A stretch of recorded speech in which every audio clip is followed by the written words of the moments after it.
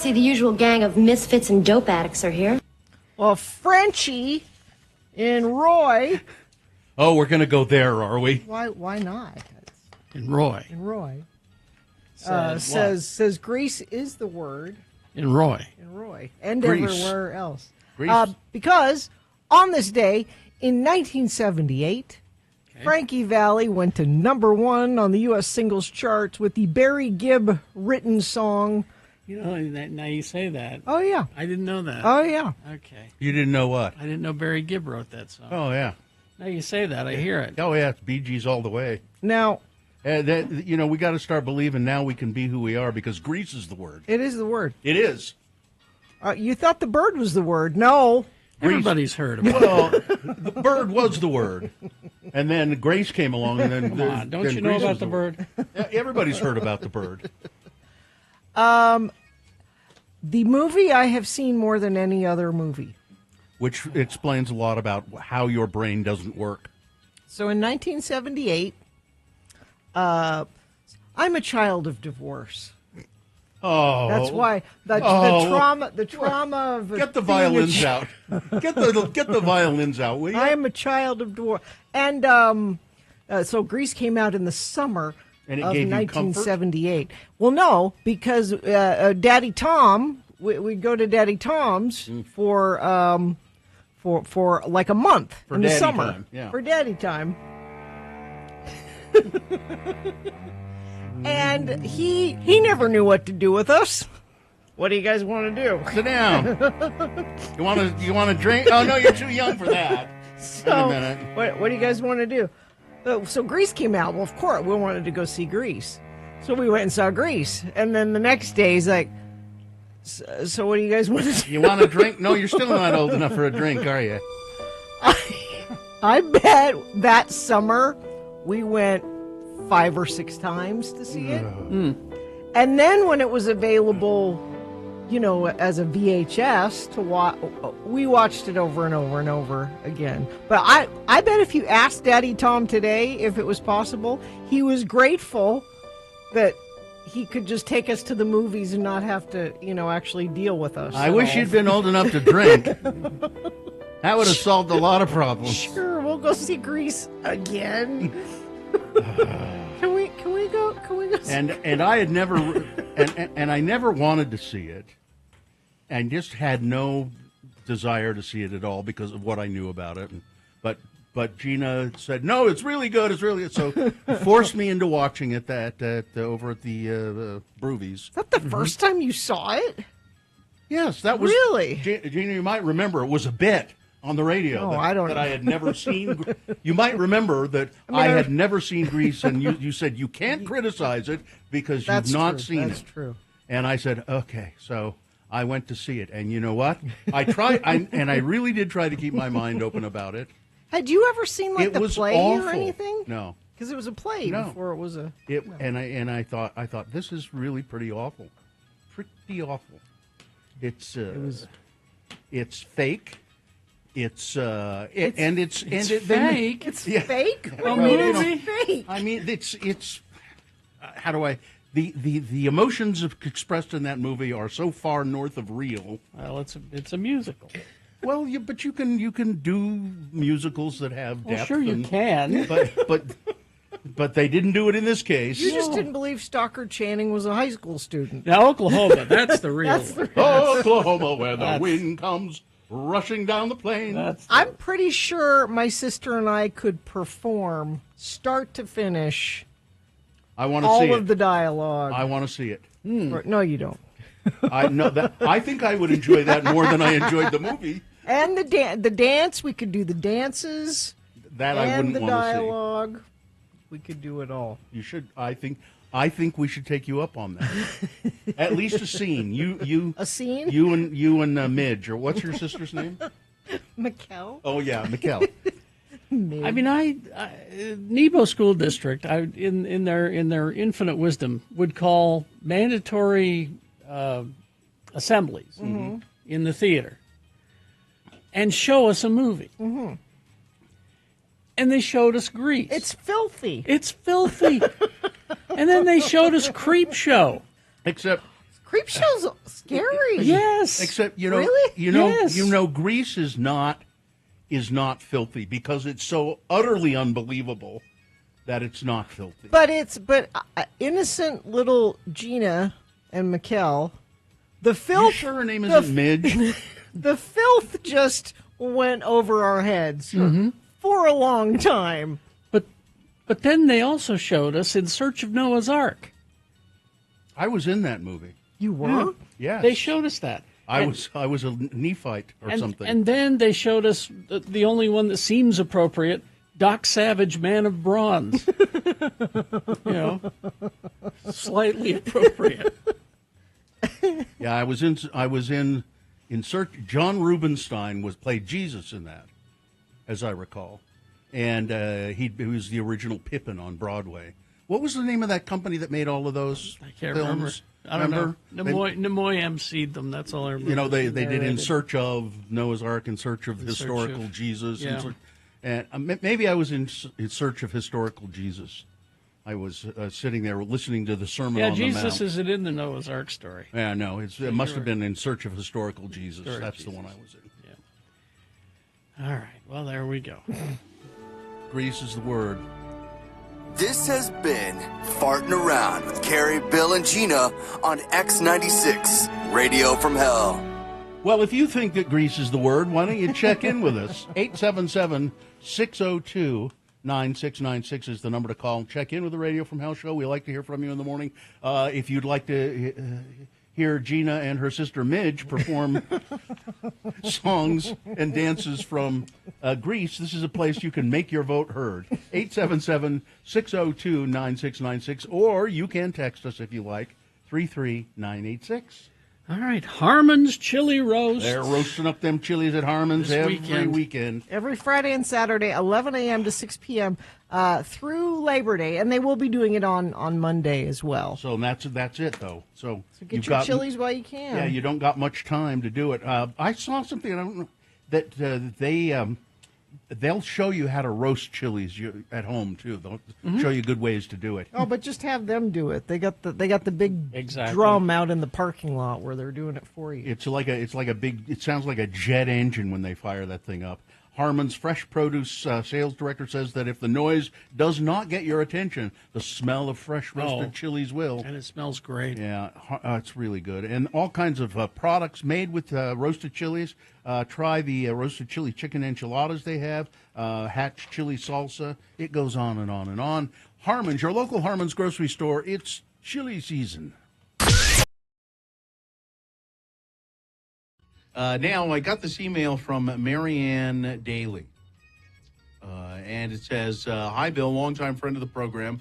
Listen and love the show. Nothing makes me my morning better. I work from home, so I always have the radio on, and more often than not, find myself laughing really, really, really, really, really hard out loud, of course. I identify with you most of the time of the three. So it says, anyway, Marianne goes on to say, I'm writing lately due to the interns. I really enjoyed the interview you did with Matt. What a smart, charming, and funny man. I didn't know I was on the webcam. She didn't say anything about the way you looked at okay. this point. Smart, charming, and funny. Shows real interest in radio. He's one to keep around. Really? Keeper. Oh, and he brought you Patron Silver. He rocks. He also has that radio voice.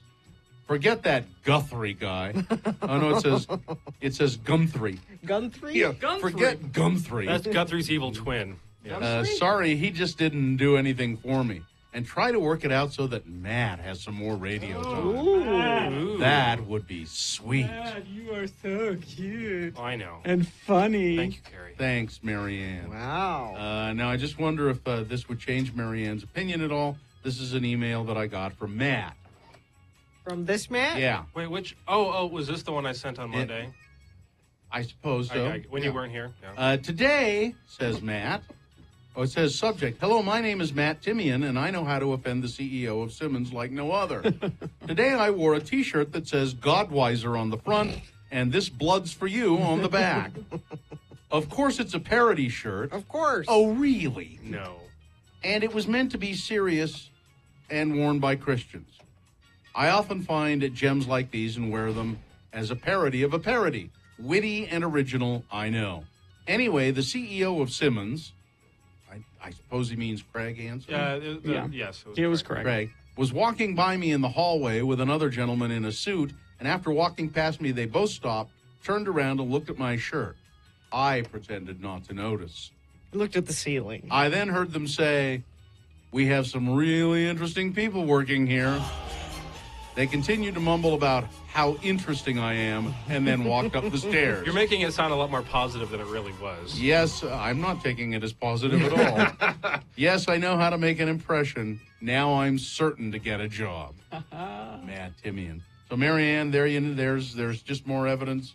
It's probably making her more hot for him. Probably is. Well, Here's Marianne's email, Matt, if you'd like oh, to thank you. contact her. That would be great. Maybe she could help you with the crock pots and the little smokies. Appreciate you. All right, thank you. Yeah. Matt Timian, Oh, our intern. and Marianne. Matt and Marianne. How nice. I don't know. He's 2 divorces down already. I don't. Well, if I could counsel Matt on anything, I'd just say don't do it again. Don't get married again. Date all you want. Date all you want, have a girlfriend, but don't marry again. I don't trust Matt as far as I can throw him. Really? I think you should try to throw him. I can throw him. I can throw him an inch. That's how much I trust him. Oh, I'm sure you can do more than an inch. 2 inches, maybe. I just can't. I'm kind of weak. You should know that about me. I'm weak. I just thought you meant more.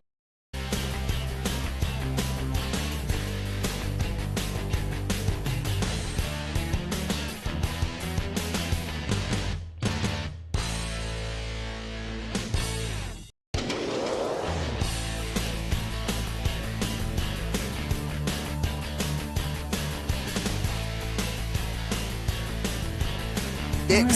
6:19. Let's get this over with. Yes, let's do. We would like to hear from you. 877-602-9696. Brian and Braden, hang on for just a second. We'll get to you.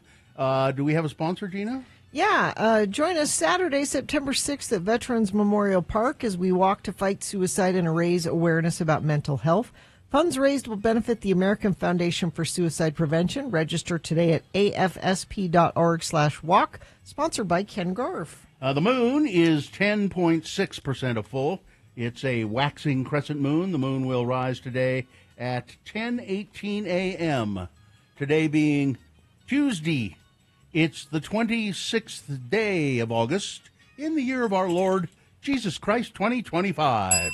It's National Dog Day. Just every dog has to have its day. It's true. Is this a dog day of summer? It's just celebrate dogs today. There's one right there on our camera. There's Vax. It's National Toilet Paper Day. I was doing a little research into the history of toilet paper. Real progress was made when they were able to advertise our toilet paper is now splinter-free. Well, That used to be a problem. That really was an advertising slogan it'll for be on our billboard someday. It's National Cherry Popsicle Day, and it's Women's Equality Day. 1920 is when women officially were able to vote in U.S. elections. Pete Hegseth would like to get rid of that. You know Yes, he what? would. You know what else? What I find even more astonishing? What? Women were given the legal right to apply for and receive credit cards in their own names not until 1974. Yep.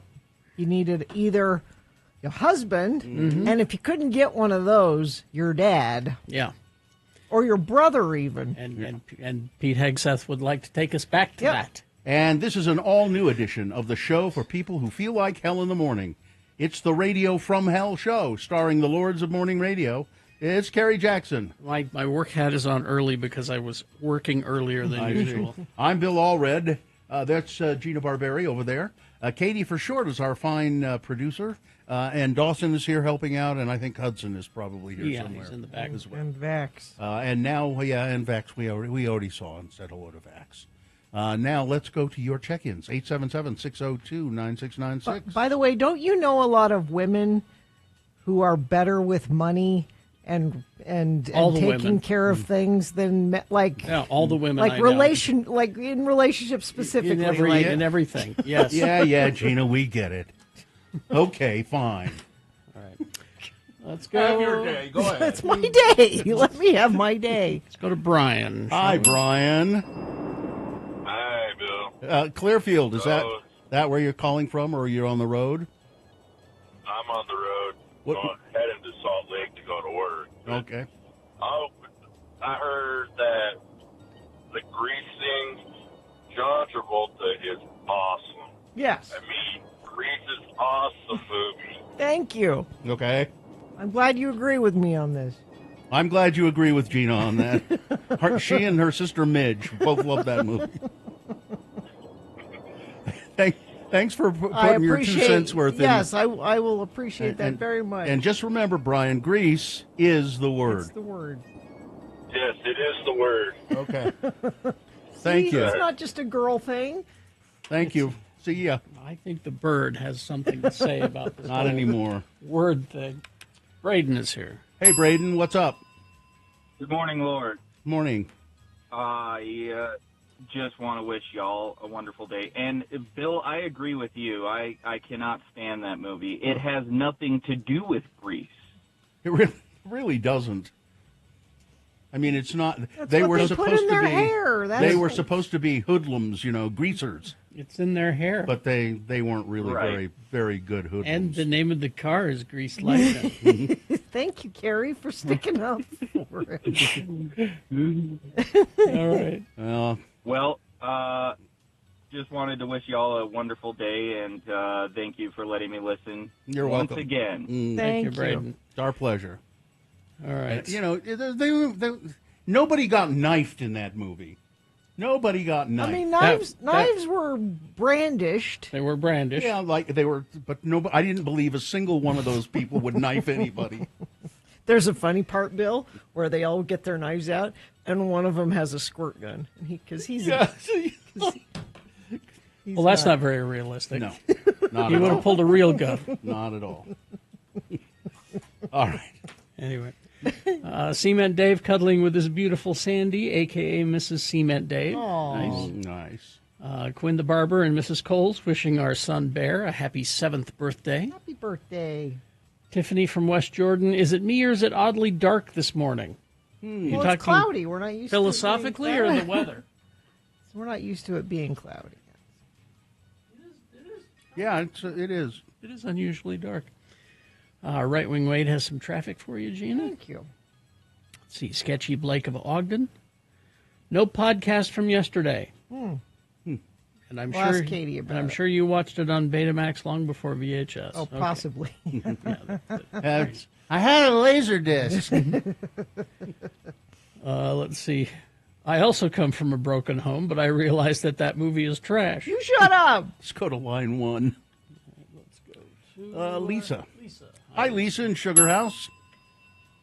Good morning. Thank you for letting me listen. Long-time listener of the program. I love you guys. Well, thank you. You're welcome. Hey, I'm going to Spain today for my first time. Wow. I've never been to Spain. Yeah, I'm jealous. I want to go to Spain. Yeah, I'm going to go check into Barcelona and get some good flamenco and some snorkeling and check out all the gaudy stuff. And then I'm going up to the Pyrenees to fly my paraglider for a week.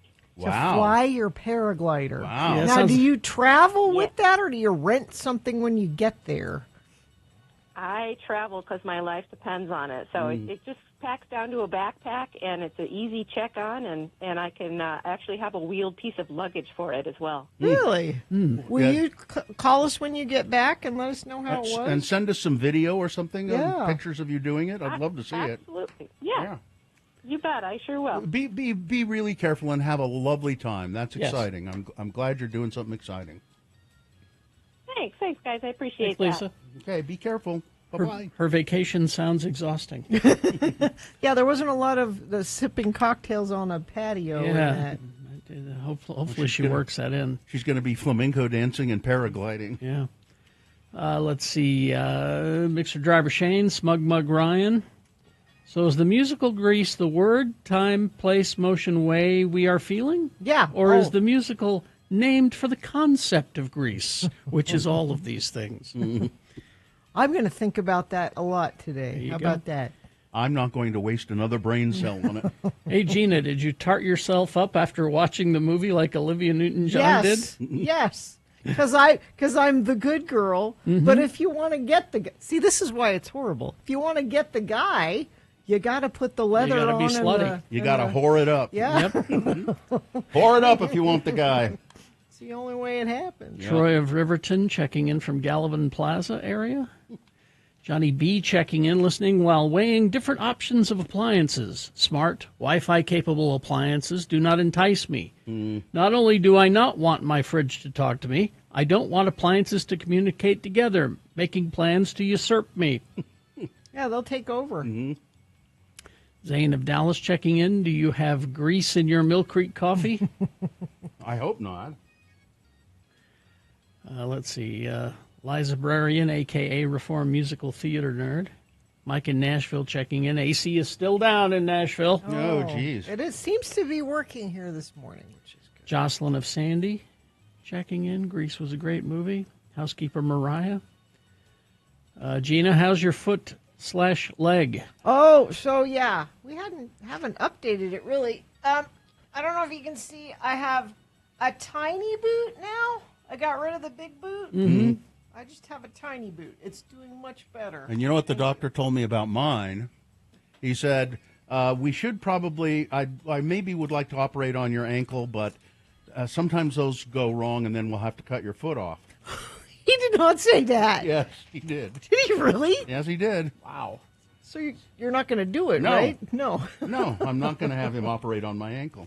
He didn't really want to. Okay. He was trying to. He's told you that to discourage it. Yeah. Okay. So I just have to live with it hurting. Kira and Andy checking in. Mishak of Erda. Dr. Neal says the bird is the word. Let's see. Big Rig Rube from Waho. Waco, maybe? I don't know. There was a spider in my Radio from Hell cream-colored coffee mug this morning. No. Ooh, He was released into the wild. good Allison for you. Sabo. Good for you, Allison. Tristan from the most west of Jordans. Rye from Orem. Rousdower checking in. Ella the nanny. Calvin from the Dell. Kevin from Layton. Park worker Nathan. Katie is here. Tim the tree guy. There's still too many cast members of Grease alive. Stop. Wow. Okay. Mikel of Reno. Metal Shop Mark. That was really bad. Sleepy Elijah. Well, looks like everybody's here, so let's get some traffic on. Let's see. Yeah, we had Infiniteam assembling already. Right Wing Wade checking in from I-15. Both lanes moving along nicely. Stalled vehicle westbound I-80 to the terminal ramp off to the right shoulder. Yes, Wade, UDOT agrees with you on that. We also have rain in Park City affecting the drive up there. There's a crash southbound SR 224 approaching Meadows Drive in Park City. The right lane and shoulder are blocked. Debris covering 3 right lanes of I-15 in Bluffdale. This is southbound. Traffic is slow in the area. Everyone needs to move into the far left lanes. You're heading into Utah County. And there is a field fire just below I-15 and North Temple in Salt Lake. Whatever you're seeing on the road, you can text us and let us know, 33986. All right. So we will take a break, play a song. Then we got Big Boy News and Frank Christopher's Hence, the Dead Celebrity Game, all coming up in the next break. Larson, HVAC and Plumbing. My house is very cool and comfortable, as are all of yours. You guys all got new ACs from Larson. I don't think Larson makes it to Nashville, though. I'm sorry, Mike. Sorry.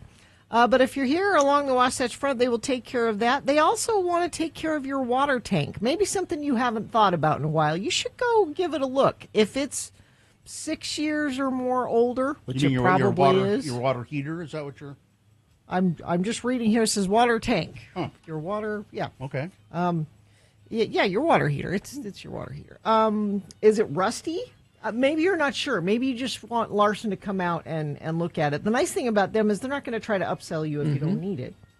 And right now you can get $200 off a new energy-efficient water heater from our friends at Larson HVAC and Plumbing. Just have them come out and check it out. They'll let you know whether you need it or not. You could save some money on your energy bills. Friends of the program get this deal until August 31st. Go to LarsonHVAC.com/X96. Well, I had a remarkable experience on Saturday. Yeah. I went to see our friend Bad Brad Wheeler, who has organized, he's done this 3 times now, I think, dachshund races. And it is pretty amazing. Now, I had no idea what I was getting into. First of all, I didn't know that Mill Creek Commons, I had no idea what that was. That's a pretty cool place. I mean, it's a great facility. But you put 6,000 people in there in the rain, it's packed. I don't know where you fit them all. It's packed. But it was dachshund racing. And these dogs... Wiener dogs. Yeah. Yeah. And these wieners really, some of them really like to run, and then some of them don't know what they're doing. But there were 150 wieners, 30 races. Bad Brad Wheeler calling all the races. And I'll give you an idea of what some of them are like. I took a video. I think we'll play it now. If you go to x96.com live, here it is. This guy had his wiener. This was Brewski.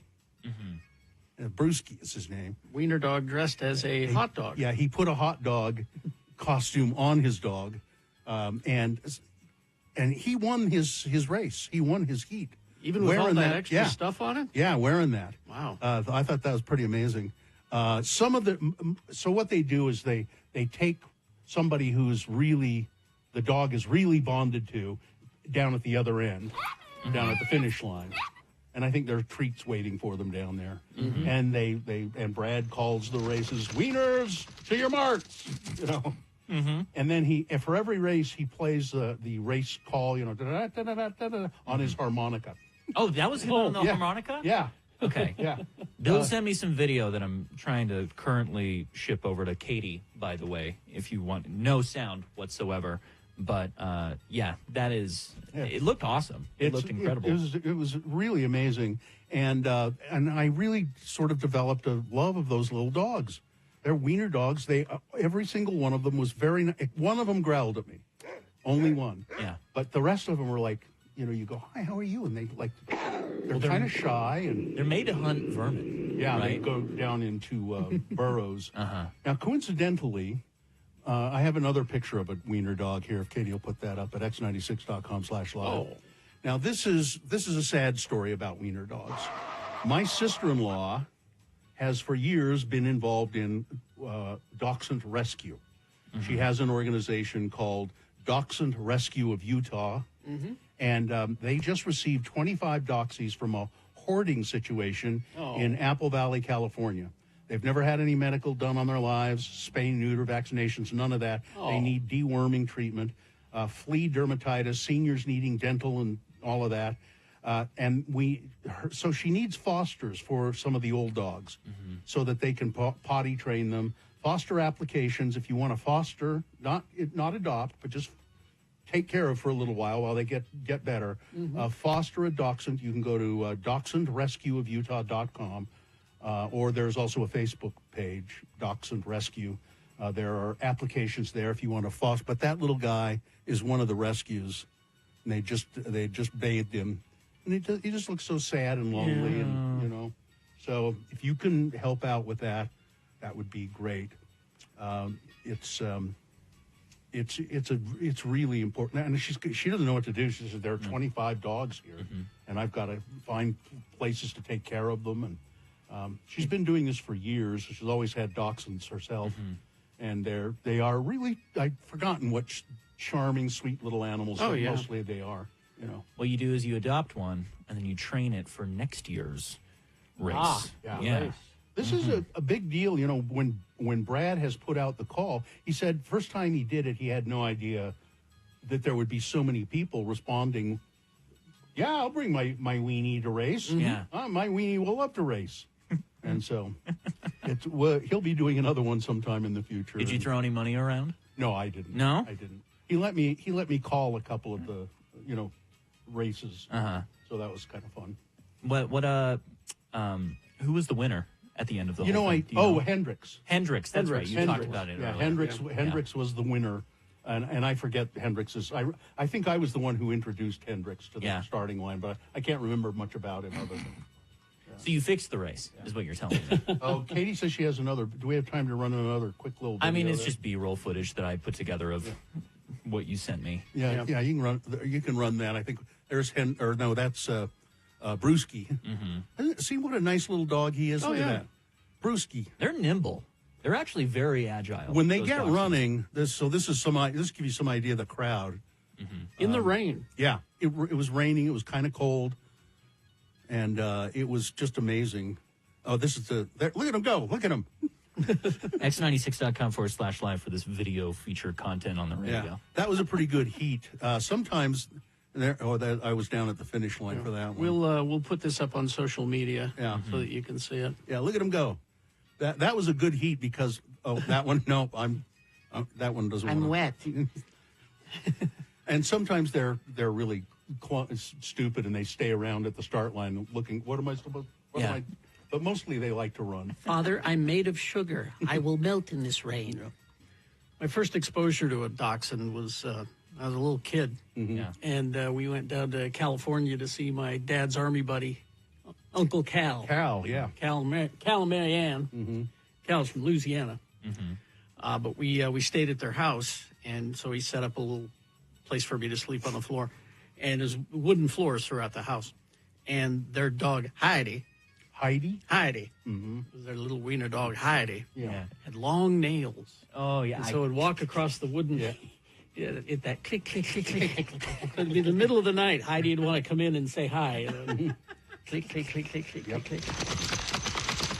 Was he a gruff guy, your uncle? Uncle Cal? No, he was a friendly. Gotcha. Racist as hell, but yeah. I was gonna ask. I have a story about a weenie dog that I grew up with in my neighborhood. Speaking of racist, but I can't tell you the dog's name. Oh no! But and I didn't even I was just a kid. I didn't really even think about it until I was older, and I think, wait a minute, that dog was named. Oh my God. Well, yeah. All right. Anyway, that looked like a lot of fun. That looked like a lot of fun. Great fun, and the crowd is great. And there are a lot of friends of the Radio from Hell program there. And I've got people dying all around me. You think I get upset because a dog gets run over? Why should I? 66, Shirley Manson, one of our favorites, singer for Garbage, was born. And that's I think I'm paranoid. Garbage. One had to blow the dust off of it. We should play that one more often. That's not bad. That's one that shouldn't be forgotten. I agree. All right, we got some big boy news and Opinnuendo right now. After that, it's Frank Christ presents They're Fine, They're Just Fine, the Dead Celebrity Game. We'll give you a list of 4 celebrity names. 3 of those celebrities are just fine. One of them dead. Pick the dead one correctly, you'll win tickets to see OK Go September 14th at Red Butte Garden. OK Go tickets. And all you have to do is play Frank Christ Presents. Notice I didn't say you had to win. 877-602-9696 for those OK Go tickets. Big boy news right now, brought to you by Salt Lake Film Society presents the Summer Showdown, cult classic films on the big screen at Broadway Center Cinemas. This week we've got Stanley Kubrick's A Clockwork Orange. If you've never seen that, it's one you should. It's disturbing. It is, but it's one you should be able to reference. Yep. And American Psycho, also very good. Yes. Get tickets and showtimes at slfstix.org. Lil Nas X charged yesterday with 4 felonies after police say that he charged at them when they confronted him when he was walking down a Los Angeles street naked last week. The musician, whose legal name is Montero Lamar Hill, pleaded not guilty in a court appearance to 3 counts of battery with injury on a police officer and 1 count of resisting an executive officer. The district attorney's office said the charges were far more serious than initial reports that he was being investigated for a misdemeanor. And with convictions, the counts could collectively bring a sentence of more than 10 years in prison for the singer and rapper whose Old Town Road was one of the biggest hit singles in history. Police say officers found the 26-year-old man walking naked on Ventura Boulevard, a major thoroughfare in the Studio City neighborhood, shortly before 6 o'clock in the morning on Friday. They say he charged at the officers when confronted, and he was then arrested. The criminal complaint filed in the court includes few details, but says that for each of the 3 officers he did unlawfully use force and violence and inflict an injury on a person he reasonably should have known was a peace officer and who was engaged in his performance of duty. He's having a lot of problems lately. Apparently. He was in jail for 3 or 4 days, and then he was released on $75,000 bail. One of his attorneys said that he had a remarkable life that included winning 2 Grammy Awards. Well, that doesn't negate the fact that you were naked and attacking a police officer. I don't think. 2 school-age children in Washington County are the latest in Utah to have tested positive for measles, health officials announced yesterday. The Southwest Utah Public Health Department didn't announce the ages of the children who have been infected with measles, but parents of all students at Water Canyon Elementary School and Water Canyon High School, where the children attend, have been notified of the exposure. Neither child was vaccinated, according to the Utah Department of Health and Human Services. Great! The health department has told parents of students at the schools that no quarantine is necessary if their own children have received 2 documented doses of the measles vaccine. As of Monday, the total number of measles cases in Utah stands at 13. I didn't know it was that many. Children are routinely vaccinated for measles, at least they should be, at 12 to 15 months and then again at 4 to 6 years of age before going to kindergarten. But children as young as 6 months old can receive the measles vaccine if they are at risk. According to the CDC, measles causes the following symptoms. You may want to jot these down. Get familiar with them because they're coming back. Pneumonia, brain damage, blindness, deafness, diarrhea, premature birth or low birth weight babies in unvaccinated pregnant women who contact measles during pregnancy, and measles infection leads to loss of immunity to other deadly diseases. Anyone who develops symptoms is asked to stay away from people and call a healthcare provider. A judge has issued her ruling in a lawsuit accusing the Utah State Legislature of illegally gerrymandering congressional districts. Who, us? What? Who?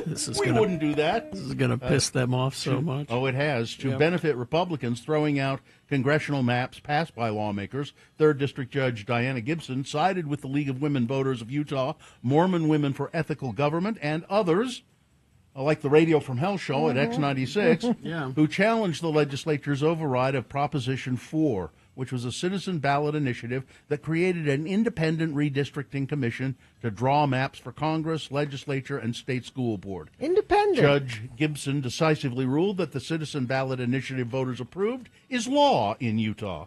Here, there is no question that Proposition 4 is overwhelmingly substantive legislation to reform and establish a statutory redistricting process, Judge Gibson wrote.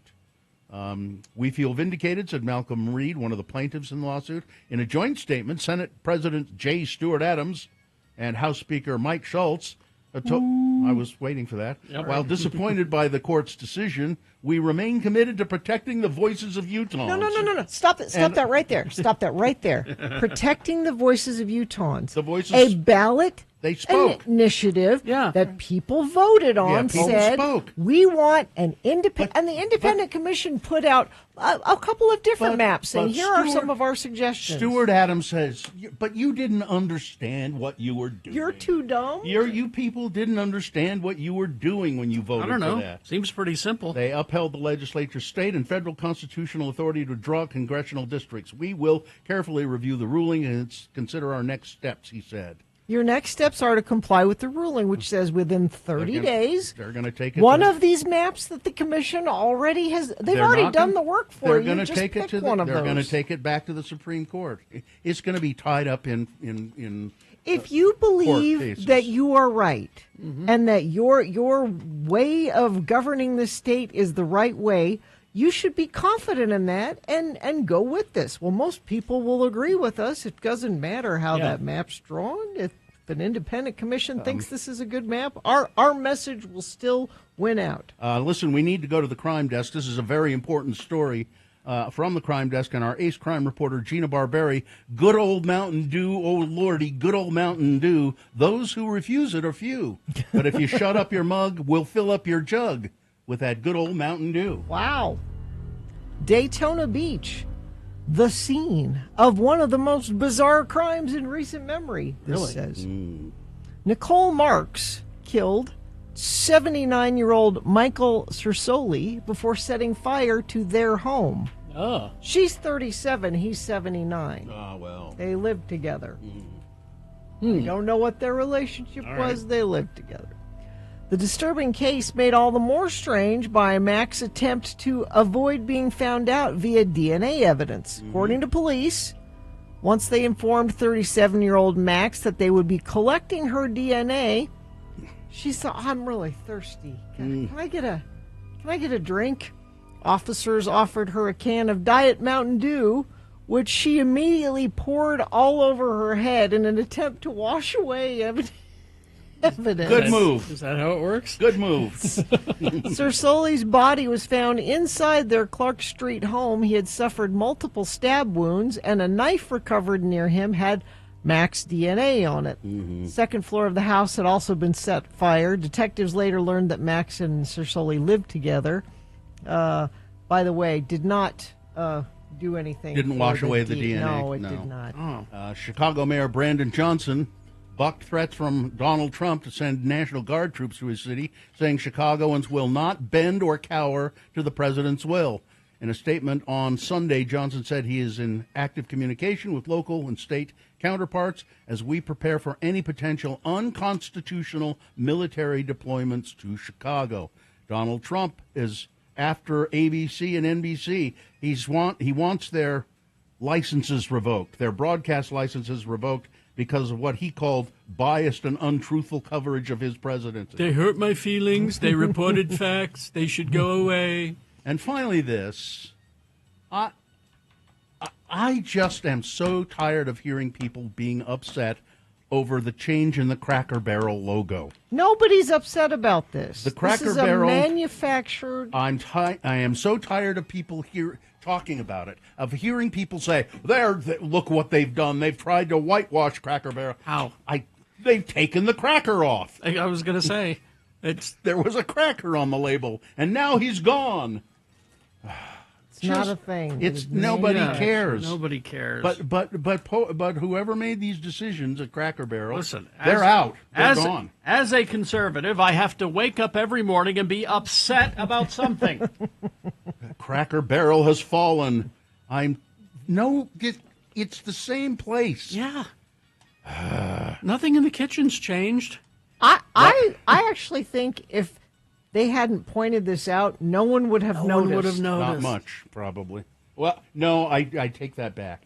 It is a substantial change in their logo, and I think people who go to Cracker Barrel or people who want to start trouble would notice immediately. Of course. And start trouble. Yeah. Criticizing, oh man, I just can't. It's anyway. dumb. Yeah. Sports, weather, traffic. So last night, I'm out at the rack. The rack. It's Mayor's being Cup. tortured? No, it's Mayor's Cup soccer tournament out at the rack. I don't know what that means. It's the regional athletic. I didn't understand any of those words. I know there are a lot of people listening that understand because y'all were out there yesterday. Muhammad, my son, not the prophet. Okay. The older you are, the later in the day your games tend to be. Okay. His game was supposed to start at 8:30. Oh. But because the games all the rest of the day, get slightly later and later and later and later, his didn't even start till 9 o'clock. Well, why don't you just go home? Well, I did. I stayed for a minute, and I took a picture, and I texted it to him, and I said, I'm just showing you that I was here. I love you. I'm going home. But that's not a very motherly thing to do. it was, I mean, Joe stayed. He watched the whole thing. But it was, I just want to know if anybody was out there and noticed the bugs that were out there.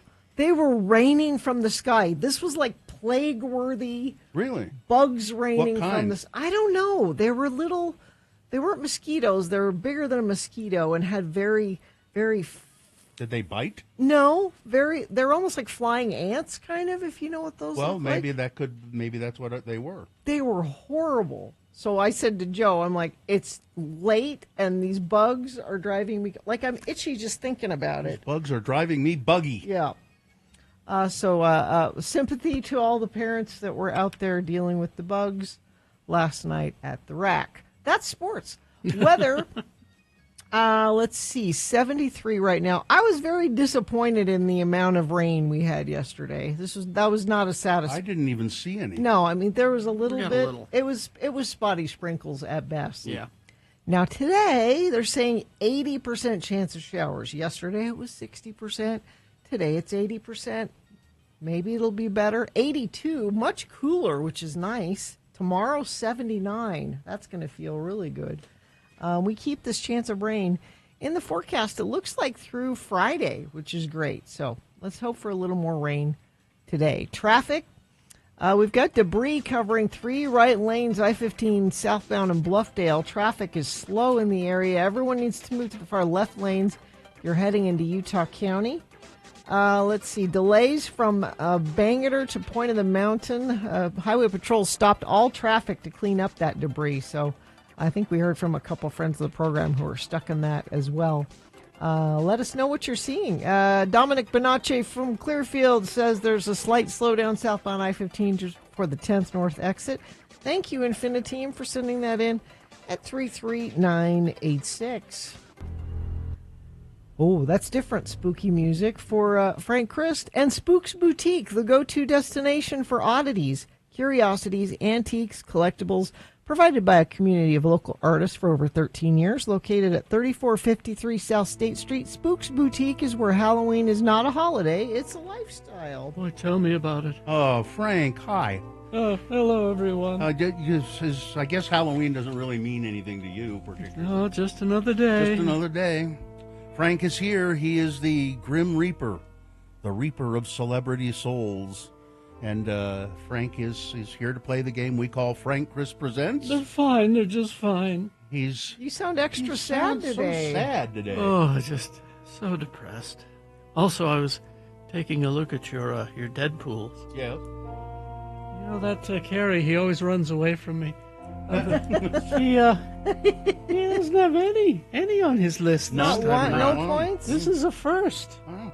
Well, there's still plenty of time left in the year for more people to die. He's usually so good at picking them. Well, Frank is the Reaper of celebrity souls, and it's a hard, horrible job for him because he loves the celebrities. Oh, they're precious in Yeah. each and every way. Each and every. Each and every. Not just each. And not- every. But both. Each and every. We play the game Frank Chris Presents. They're fine. They're just fine with a contestant. Do we have somebody there? We have Trevor here. Trevor, good morning. How are you? Oh, I'm fine. I'm just fine. That's good, Trevor. Trevor, you know how to play the game, right? Oh, I sure do. Okay. We have a list of celebrities here. Frank has given me a list of 4 actors. 3 of the actors on this They're list. just fine. But one of them, Oh. Frank had to take, and it is your job to suss out the dead celebrity on this list. And if you do that, you'll win tickets to see, is it OK Go? OK Go coming to the Red Butte concert series September 14th. All right.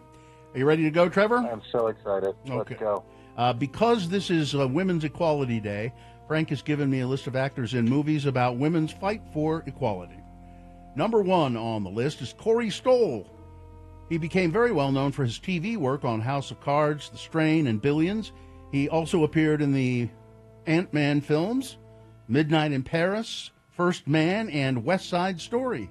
He was in a movie called The North Country, a true story about a female miner who files the first successful sexual harassment lawsuit in U.S. history.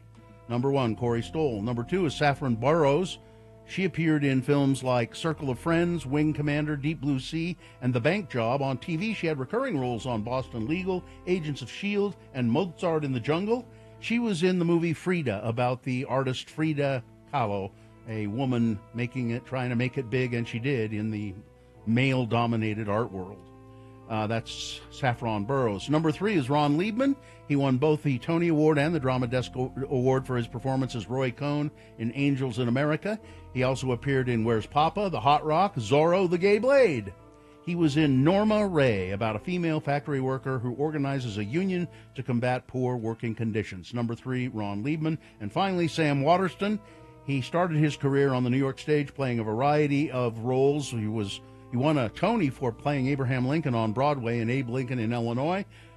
Film roles included Hannah and Her Sisters, Crimes and Misdemeanors, The Man in the Moon, Serial Mom and Nixon. His women's equality film is On the Basis of Sex, a movie based on the life of Supreme Court Justice Ruth Bader Ginsburg.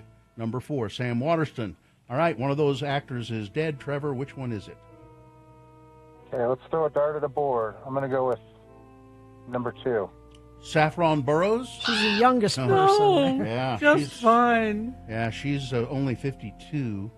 Listen, I'll give you another chance. If you listen very carefully, if you get it this time, you'll get those OK Go tickets. So listen very carefully. Is it Corey Stoll? Is it Sam Waterston? Or is it Ron Liebman? It's totally Ron Liebman. Obviously.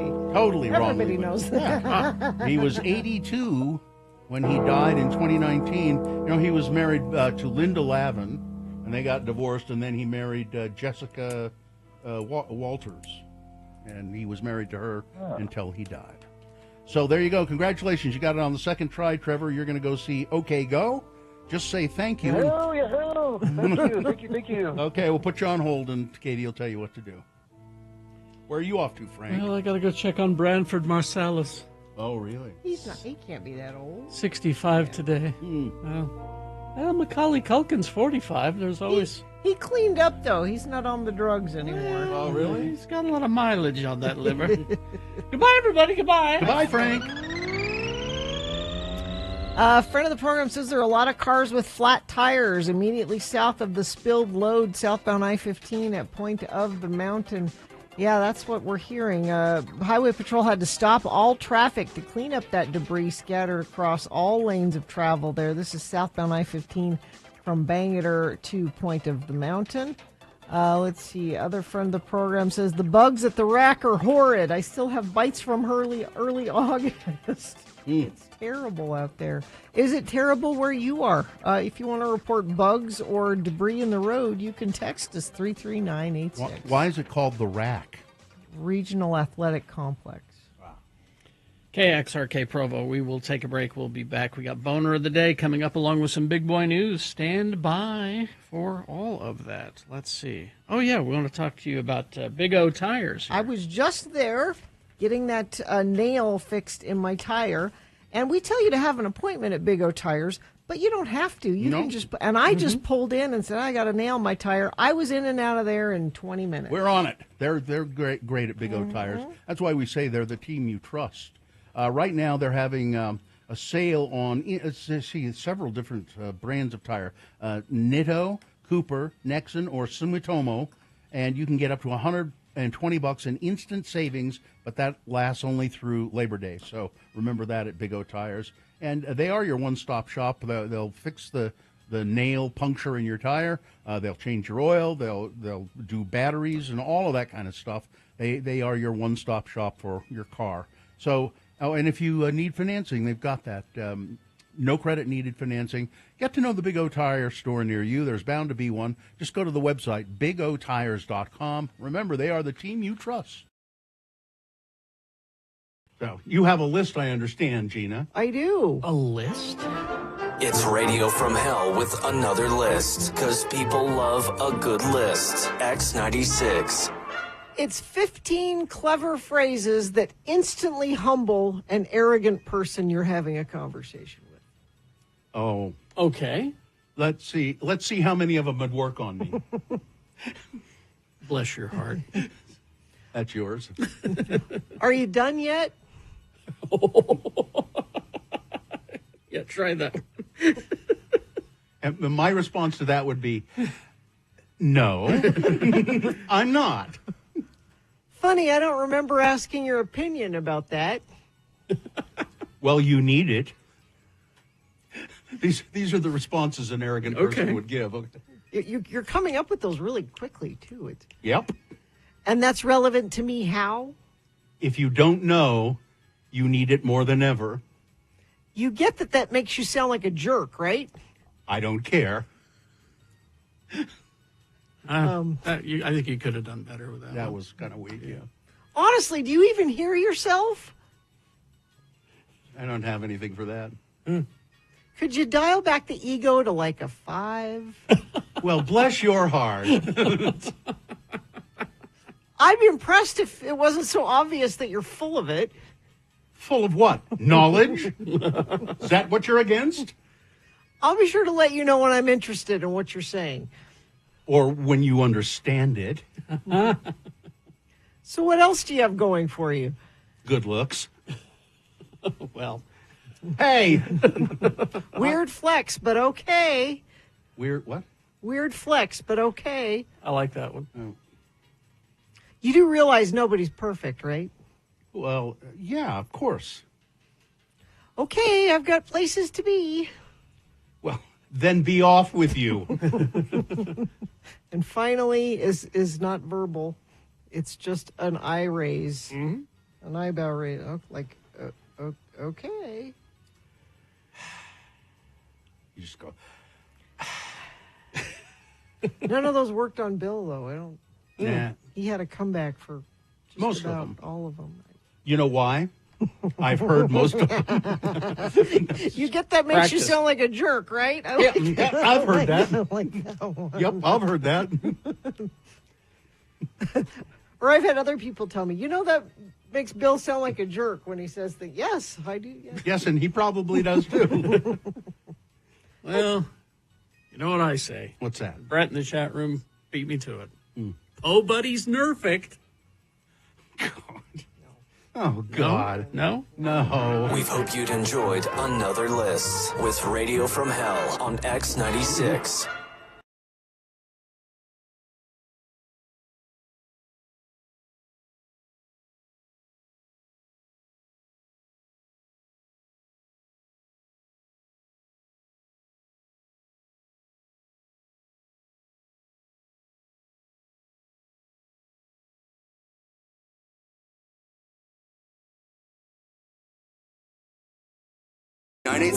Like Sandy in Morgan texted in, who said, "Thank you for the hint on Stop, Drop, and Roll in Morgan." Stop, drop, and roll.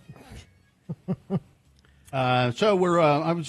How do you get to the City Weekly site to vote for best of stuff? Well, if you go to cityweekly.net, cityweekly.net. at the top it says best of, and you can vote there. I have posted it on my Facebook page, and maybe Katie can share that on our social media. It's on my Facebook page, and it is also on my Twitter feed. There's a link to vote for the City Weekly Best Of. Now, you have to, a couple different things. You have to register to vote, which is easy to do. You just have to sign in. Is this voting by mail? No. Because I don't want to have anything to do with it. And you have to vote for multiple things, or it doesn't count. Let's see. To validate your ballot, you must vote a minimum of 5 separate categories. Okay, so I'm looking through some of the categories. And, for instance, there's Best Community Advocate. And Bad Brad Wheeler's in that list. He is. Yeah. Best Community Advocate. But we also want him to be best Utah, though. Well, I'm looking to see if they have that. Yeah, he is. So what's okay. Anybody can nominate people. So it's not like the City Weekly has said, we think Bad Brad Wheeler should be in this category. That means people have nominated him in other things. Oh, they've nominated him for that category. Yes. Okay. Now there's a list here that says Best Conservative, and I'm surprised that there are any names there. You can just leave that blank. I just don't. Best columnist, Robert Gerke. Why not? Let's see. I was best elected official. I don't even know who Verona Maga is. Maybe I'll vote for Verona Maga. Let's see. Yeah, vote for Nate Bluin. Yeah, there he's on that list. Yeah. Yeah. Let's see. Best elected official, best former Utah. Does that mean dead? Okay. No. Well, and I actually was looking at that, and again, anybody can nominate stuff. And I don't know if the nomination is over, but Brandon Flowers is not a former Utah. No, he lives here now. He lives here. You know who's on this list? Yeah, I see it. Sky Saxon. Yeah. I found this old picture I have of Sky Saxon. I don't know who Sky Saxon He was a seminal rock star. He was in a band called The Seeds. They had a big hit. Pushing too hard, you're pushing on me. Anyway, he has some ties to Utah, and I met him years and years ago in Ogden. Really? And he sent me a picture of himself sitting in a tree. Was he Kissin? Well, then for best former Utah, we should pick Pat Bagley then. Yeah, left. he's still drawing for the Salt Lake Tribune, but he's living in Portugal now. I'd have to vote probably for. Can I vote for two? No. I can only vote for one in that in category. a category, yeah. Oh, okay. Best internet troll, I'm not going to play. So let's see. Best local podcast, of course. Best. Let's see. Best local TV lifestyle talk show. I don't have to vote for any of that. No, you need. Oh, here, let me read this. To validate your ballot, you must vote in a minimum of 5 separate categories, which means, restaurants or media or 5 separate categories. You cannot vote for the same individual or entry more than once in a single category. Voting ends at midnight, August 31st, but you can return your ballot anytime. Best muckraker. The Utah Investigative Journalism Project. Let's see. What other categories do we have that are of interest? Best progressive? Best radical. Who would be in that list? Let's see who's in that list. Spencer Cox? No. Again, that's another category I'm going to skip. Phil Lyman?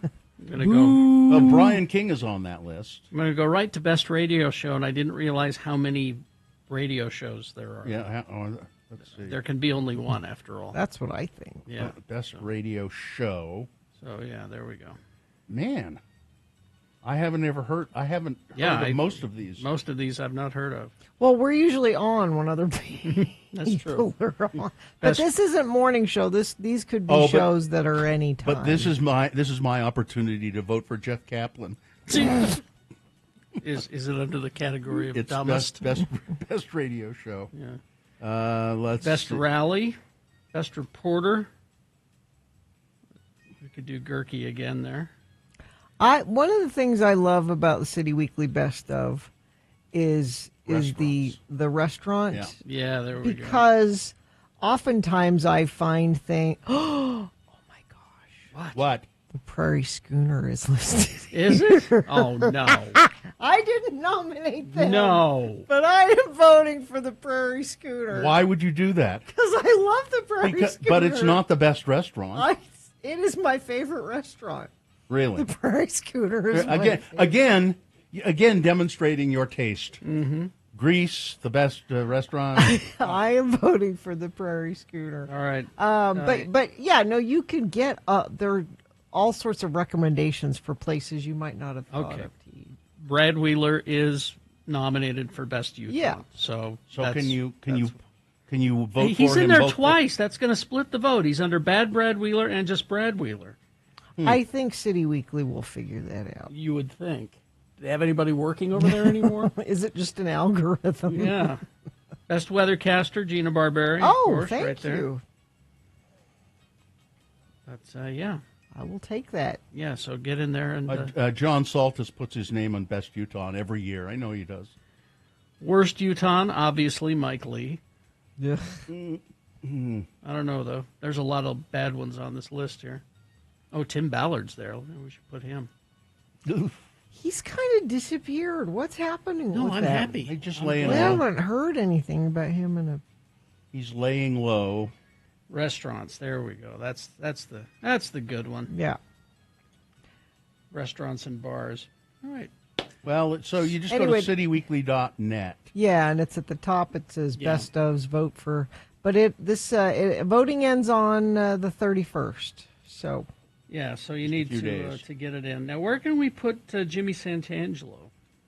Well, Is there a there's category for him? let's look under libations. That's a section. Is it? Yeah.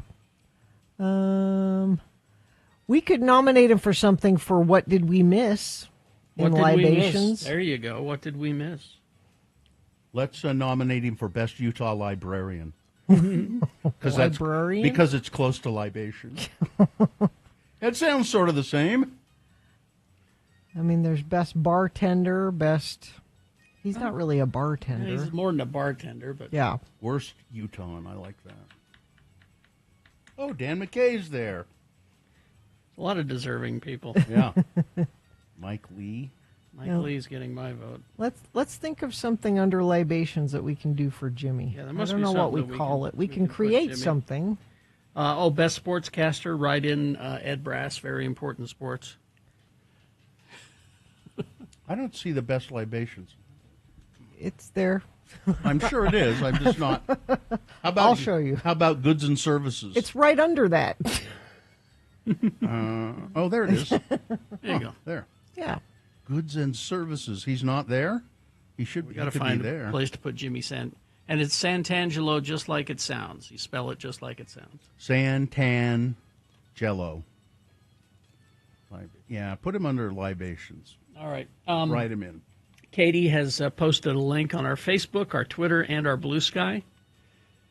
And I'm sure she'll get our Instagram as well eventually and all of our socials. So you can go in there and vote for Bad Brad Wheeler for Best Utah and us for Morning Show. I mean, while you're there. Yeah, while you're Why- there. I because mean, you have to vote for 5 things at least. So Exactly. we may as well be, I'm Oh. looking under Best Bartender, and one of them is Misty at the Delta Sky Club. Oh, yeah, Misty. Sure. Misty.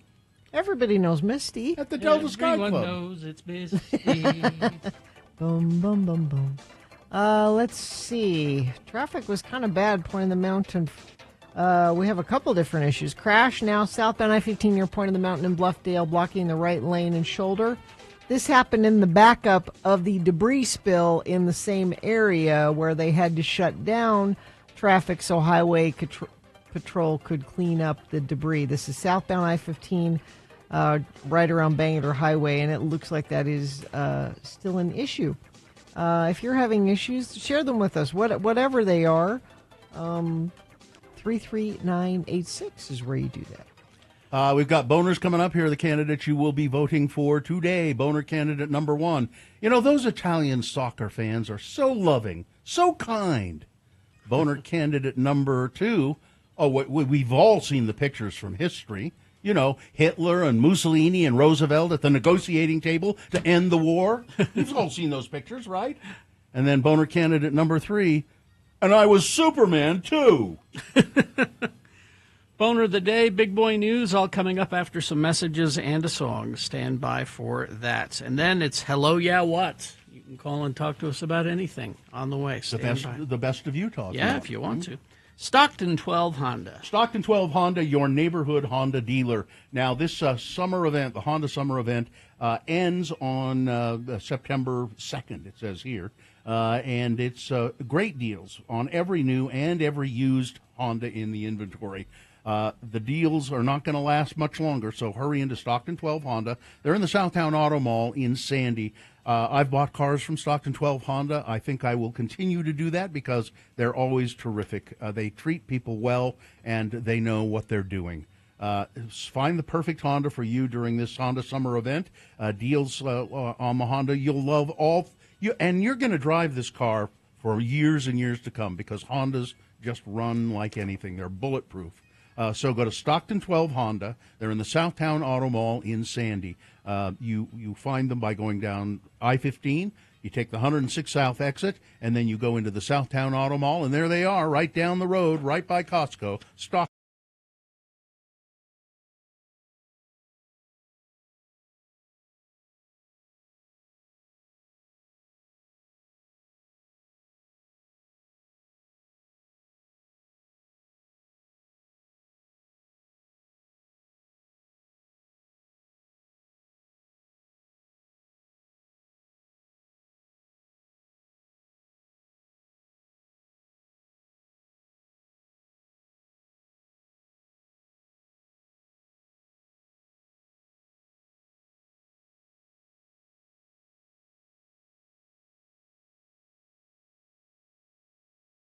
Dear Carrie, Bill, and Gina, although Gina wasn't here when this happened, I don't believe. I've been listening to Radio from Hell since I was 14 or 15. I'm now 30, and I still spend my mornings listening to you all as I commute to work. I value your opinions, and for the most part, I share your ultra-liberal way of thinking. I often find myself quoting you when discussing politics or even just life events. It would be safe to say that I'm a loyal fan. However, one of my biggest pet peeves continues to pop up on the show, and I can't take it anymore. I'm a millennial. I was born in 1988, the heart of the millennial generation. Over the years, the term millennial has become an insult or comedic point for many, including myself. We are the generation of participation trophies and lackluster work ethic. Where my issue falls is this: the constant misuse of the term millennial. A millennial is anyone born between 1981 and 1996. So, yes, producer Katie is definitely a millennial. And the segment where you asked her all of the nostalgic questions was quite funny. But looking at the years that millennials were kids, wouldn't you think you wouldn't think it's that odd that a millennial would know what you were talking about? I mean, I could easily answer every one of the questions. It wasn't that hard. Perhaps I'm wrong, but it seems that you all think a millennial is much younger than they truly are. For the most part, millennials are in their late 20s, early 30s. We are the children of the late 80s and 90s. So it says, yet every other episode or so, there's a comment from you all about millennials and what we don't know. The breaking point was on the 17th when Bill made a comment about millennials getting into the TV show The Office. For the love of God, Bill, millennials were watching The Office when we were in junior high and high school. Maybe it's just silly of me to get so worked up. It about is. But millennials didn't eat Tide Pods. So fault is for our real mistakes. I love you all. I'm just annoyed by this. Probably I'm entitled, emotional, and a millennial. Love always, Molly. Well, Molly's right. So I looked it up. The generations. They name each generation. I feel like I've read conflicting things on when the millennial ends and begins. So if she is correct and you confirm that, then I'm a millennial too. I'm an older millennial, but I would still be a millennial. Here's what it is. Some generations are known by one name only, as like baby boomers. Okay. That's what I would be. Names for other generations is a matter of some dispute among experts, but here are some of the things that we agree on. There's a chart at x96.com/live. Okay.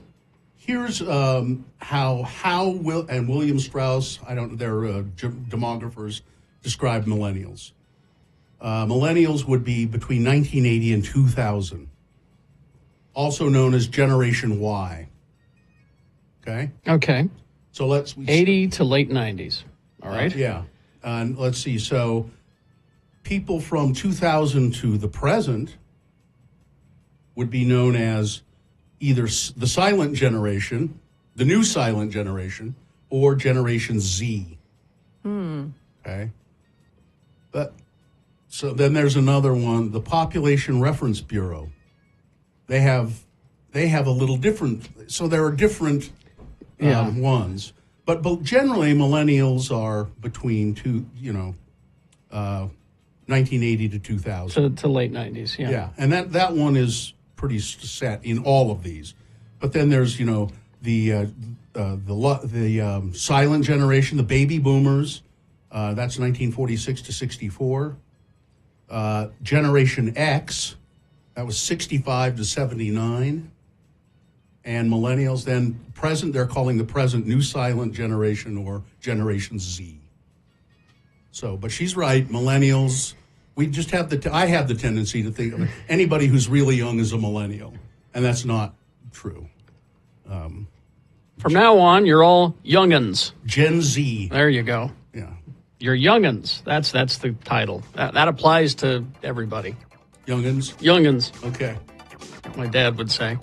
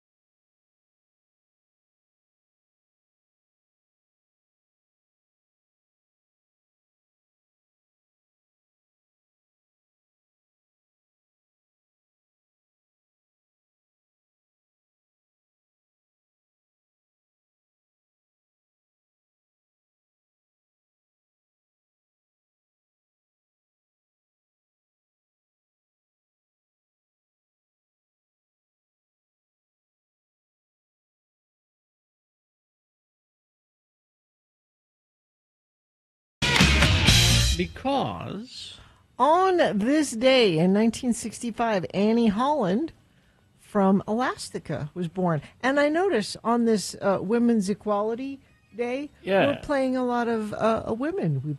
Shirley Manson, Elastica. I like that. That was all planned. You guys had a meeting yesterday and said, how can we surprise Gina for Women's Equality Day? Women's Equality Day. And we've got more coming We've up. got some big surprises coming up. I can't wait. I hope your sister Midge is listening. Boner of the day, 3 news stories. These will be examples of bad, stupid, or funny human behavior. You will decide with your vote. Of these 3 candidates, which one is the worst? Which one deserves to be boner of the day for today, August 26, 2025? We'll give you 2 candidates now, a third after the news. And once you've heard all 3, then you will vote. One of you lucky random boner voters will receive. I can't buy it. Gotta win it. Radio from Hell boner T-shirt. Boner candidate number 1. Those Italian soccer fans, they're so loving, so kind. U.S. midfielder Weston McKennie, soccer player, was subjected to racist abuse while playing for Juventus on Sunday night, the Italian club said. Following their season-opening 2-0 win at home to Parma, Juventus posted a statement on social media saying Mr. McKennie was the target of discriminatory racist remarks by individuals in the away section. So the other team, Parma, while he warmed down with teammates on the pitch. Juventus strongly condemns this incident and any form of racism and will ensure full cooperation with the sporting justice authorities to identify those responsible, the team said. McKennie, who joined Juventus in 2020, came on as a late substitute in the match in Turin, where Canada forward Jonathan David scored in his Series A debut. The 26-year-old has earned 60 caps for USMNT. I don't know what that means. Some soccer term for... since making his international bow back in 2017, scoring 11 goals and playing at the 2022 World Cup. But this is not the first time that Italian fans have been struck down for racism. In 2023, Fiorentina was hit with a suspended partial stadium ban after fans directed racist and discriminatory chants at Mr. McKennie and other Juventus players. They don't like the fact that there's a black American playing on Juventus. Listen, I love Italy, love the country, great food, wine, views, but racist and homophobic. Boner candidate number 1. Those Italian soccer fans, they're so loving, so kind. Here's boner candidate number 2. We've all seen the pictures from history, haven't we? You know, Hitler and Mussolini and Roosevelt sitting at the negotiating table to end the war. I am so glad you made this about it. MAGA Vice President J.D. Vance, as he's referred to here, displayed his ignorance of history by claiming that World War II ended with a negotiation instead of, dropping 2 atomic bombs on Japan. Who negotiated Hitler's suicide? I'm curious. Yeah, they sat around a table. In an appearance on Meet the Press on Sunday, Vance told Kristen Welker that concessions and diplomacy are vital to end major conflicts. He then used World War II as proof of the concept to bolster his boss's soft approach to ending Russia's invasion of Ukraine, rather than the sanctions and ceasefire demands that MAGA Republican President Trump once claimed he'd place on Russian President Vladimir Putin. Vance forgot, or perhaps he never knew, that World War II ended with the unconditional surrender after 2 Japanese cities were destroyed in 1945 by Little Boy, a gun assembly uranium bomb on Hiroshima, and on August 6th, and Fat Man, a plutonium implosion bomb on Nagasaki on August 9th. The unconditional surrender of Japan in August followed that of Germany in May. Vance said, if you go back to World War II, if you go back to World War I, you go back to every major conflict in human history, they all end with some sort of negotiation. Yeah, we've all seen those historical pictures, haven't we? Yeah. Hitler and Mussolini and Roosevelt They at all the sat negotiating down table. and- yeah. And Emperor Hirohito was there. All right, it is agreed that Adolf will kill himself in the Boner bunker. Candidate number 2. We've all seen those pictures. Go ahead and sign this, Adolf. Coming up in a moment, boner candidate number 3. And I was Superman, too. Boner candidate number 3 coming up after this. Big Boy News and a Pinuendo. Brought to you by Woodward Park City. You'll make the most of your riding time with all new Woodward season passes for skiers and snowboarders. Winter season passes start at $4.49 and are available now. Get your pass at woodwardparkcity.com. Sting is being sued by his former police bandmates over lost royalties. The ex-frontman and primary songwriter of the London Trio. See, you said it right there, primary songwriter. I'm not going to stick up for Sting here. I think you should share with the people. It's right there, primary songwriter. I should get primary money because I'm not. Has she been hired by Sting? I think he should give them some money. He's being taken to court for substantial damages by guitarist Andy Summers and drummer Stuart Copeland. Says right there he's a drummer. It follows years of legal disputes, but I guess they've been fighting about this for a long time. Mm-hmm. That's according to The Sun, which cites a source who claimed that this has been coming for quite some time. Lawyers have tried repeatedly to reach an out-of-court settlement, but they always hit a stalemate. Andy and Stewart decided there was no alternative than court, so they pressed the button. They say they're owed millions of dollars in lost royalties. The case is said to have been listed at London's High Court under General Commercial Contracts and Arrangements. Sting appears as a defendant, along with his company, Magnetic Publishing Limited. A spokesman for Sting denied the legal action was related to Every Breath You Take, per the article. However, they did not elaborate on the case. Give him some money, Sting. He's done way better than them post-police. Like he's made most of his money on his solo career anyway. Throw him a bone. So who hired you? Did Sting hire you, or did Andy Summers hire you? Police were called to a home in Weber County Monday morning after receiving reports of possible explosives buried in the yard, which led to neighbors being evacuated and schools placed on lockdown. This story is going to leave you unsatisfied. The Weber County Sheriff's Office said that they were called to the area in Washington Terrace around 8:45 in the morning. They said landscapers were working on the yard when they dug up a box buried in the dirt. Inside the box were suspicious-looking items that the workers thought might be explosives. So they and the homeowners evacuated the area and called the police. The sheriff's office responded, along with South Ogden Police, Washington Terrace Fire. Nearby residents were evacuated. Bonneville High School, Washington Terrace Elementary placed on secure status. And then the bomb squad came and removed the buried items and confirmed that the box did contain 4 pieces of mining explosives, which they said were several decades old. That's it. What? What? That's it? What? See well, what? Probably. Who buried it there? Why? The previous homeowner. I'm sure the current homeowner had no idea that was there. Previous homeowner. Okay, it's been there for decades. That doesn't make the story any more satisfying. I'm sorry. Governor Jared Polis has declared a disaster emergency in Pueblo County following the discovery of 20 or so bodies behind a hidden door at the private business of the county coroner last week.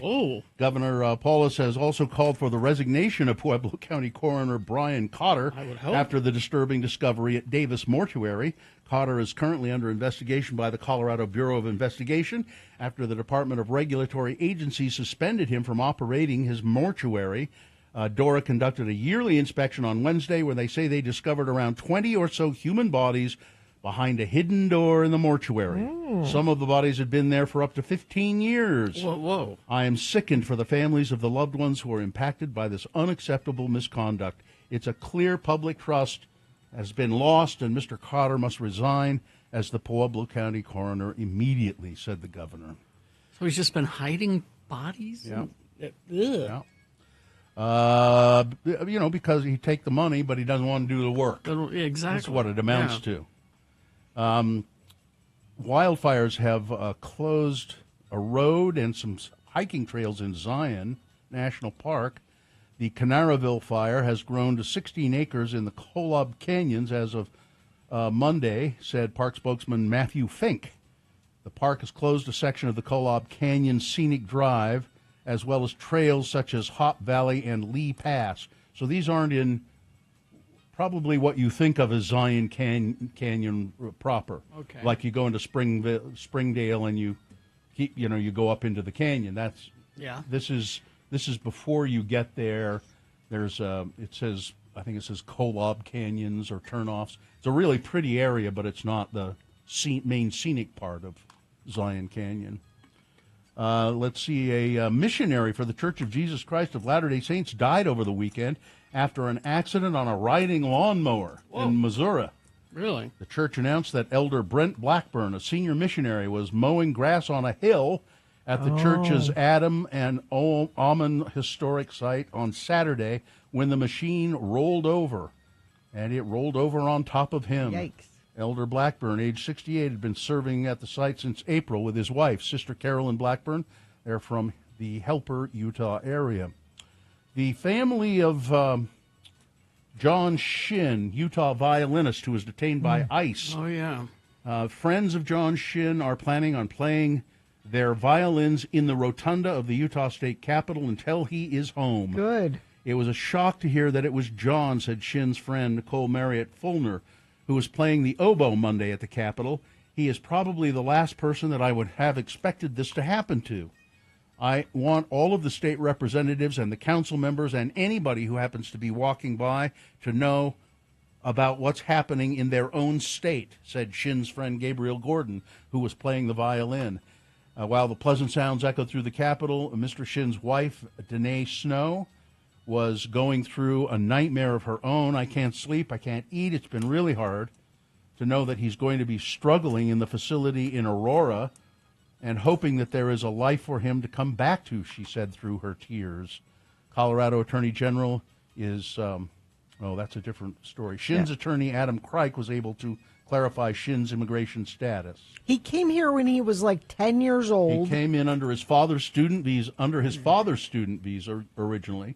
He's married now to a United States citizen, and for some reason that were kind of beyond the control of theirs. They weren't able to file for a green card in a timely fashion, he said. Because it's way too complicated. I know I keep saying that these are paperwork issues. They're paperwork issues. He has an impaired driver. This. He has an impaired driver conviction from 2020, which, for all purposes, he successfully completed his probation. He did everything he was asked to do. He has the certificates to prove it, but that does make currently anybody that has any type of a conviction, they become priority for immigration. So they went through all the records he and popped they found up on a list. He popped up and he had a look. He had like a drunk driving charge in 2020. Well, let's get him out of the country. The worst of the worst. MS-13 easily. Another major medical association has broken from the U.S. Centers for Disease Control and Prevention and is now recommending COVID-19 vaccination during pregnancy. The American College of Obstetricians and Gynecologists said pregnant women have historically been at an increased risk of severe disease, and therefore clinicians should recommend that their pregnant patients receive an updated COVID-19 vaccine or booster. Well, yes, he's so accessible. He's really transparent. You know, you can see right through every move he makes. White House Press Secretary Caroline Leavitt facing heat for a new claim about Donald Trump that critics have found pretty easy to disprove. President Trump is the most transparent and accessible president in American history, she said. He's the most everything in history. You know, he's the most transparent, like all that Doge transparency that he had. Yeah. That Epstein you can, transparency. You want to see it all? Here it is. His tariff policies, really, really transparent. And also incoherent answers to questions that randomly deviate into side tangents. Oh, yeah. It was bad yesterday. Well, did you see, he was talking about his son and how smart he is because he knows how to turn on a computer. Well, I know he said that before. Oh, my. Like months and months ago. Yeah, he was talking about it just the other day again, apparently. And yesterday, the greatest hit was... some people say they want a dictator. Just floating it out there. Yeah. No, I heard people I don't want to be a saying- dictator. I don't want to be, but some people say. I have to do it if that's what people want. People are saying, and I am hearing. Yeah. Yep, there it is. All right, that's it. All right. Weather, traffic. We're hoping for more showers today. I was unsatisfied with the wetness we had yesterday. Not satisfied with that. 80% chance today of showers. Better as the day goes on, it looks like afternoon and on. Spotty sprinkles right now in some places. 82 for a high, which is nice. Even better tomorrow, 79. I don't remember the last time we were down in the 70s. That'll feel really good. And this monsoonal moisture looks like it hangs around till Friday. So we'll keep hoping for better and better chances of rain as the week goes on. Let's see. We've got a crash northbound I-15 SR92 exit in Utah County.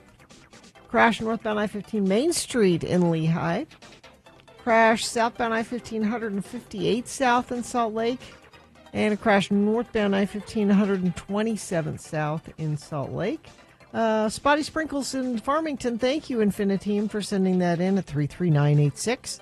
Now through September 1st, get $80 to $120 instant savings on 4 select in-stock Cooper, Nexen, Nitto, or Sumitomo tires with installation purchase.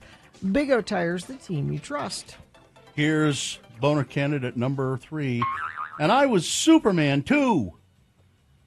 Dean Cain has been subjected to internet-wide mockery after a Fox News segment showed the former Superman star appearing to struggle through an I can't believe he let them show this. Through an obstacle course at an ICE training facility in Georgia last week. The actor has been widely mocked since he announced earlier this month that he was joining Immigration and Customs Enforcement after ICE, after the agency kicked off a massive hiring push. Quote, "I'm actually a sworn deputy sheriff and a reserve police officer," Cain said, referencing his status as a law enforcement official in Idaho. "So now I've spoken with some officials over at ICE, and I'll be sworn in as an ICE agent as soon as possible." Since then, he's been insulted and mocked by countless left-leaning figures, including John Oliver and Encanto star John Leguizamo, who said Cain's pronouns are has and been. If you see the video is hilarious. He's struggling through this obstacle course, and then there's one where he's dragging this dummy. Yeah. He's huffing and puffing and having a hard time. But the total irony is that he's Japanese. Mm-hmm. Yeah. His grandfather was in the internment camps. Yeah. That's what he doesn't know anything. He doesn't know anything. And he was Superman too. Boner candidate number 3. All right, let's review the first 2 and vote. Boner candidate number 1, those Italian soccer fans, they're so loving, so kind. They're racist, and they are they keep giving a hard time to a black player on the Juventus team. He's an American. I guess he's quite good, but because he's black, they give him a hard time. They make racist remarks about him all the time. Boner candidate number 2, we've all seen the pictures from history. You know, Hitler and Mussolini and Roosevelt and Emperor Hirohito at the negotiating table to end World War II. That's apparently what J.D. Vance thinks happened. Yeah. He said that's how World War II was settled, by negotiation. Nope. And boner candidate number 3, and I was Superman too. All right, here we go. You've got to decide of these 3 candidates, which one is the worst? Which one deserves to be boner of the day for today, August 26, 2025? 1, 2, or 3? Remember your candidate number, the one that you think should win. Put that single digit, 1, 2, or 3, in the message of a text, and text that to 33986. Way to vote. Another is just to call Katie in the producer's booth. She'll take your live voice vote at 877-602-9696. Or go online, x96.com. Look for the box that says Boners, August 26, 2025. Click and vote. If you don't see that box, refresh your browser. It'll appear. Click and vote. All right. You've only got like 4 minutes to get your vote in, so let's go. Now, right after we award the boner, it's Hello, Yeah, What? So get your questions ready for us. Hello, Yeah, What? On the way. And remember the number, 877-602-9696.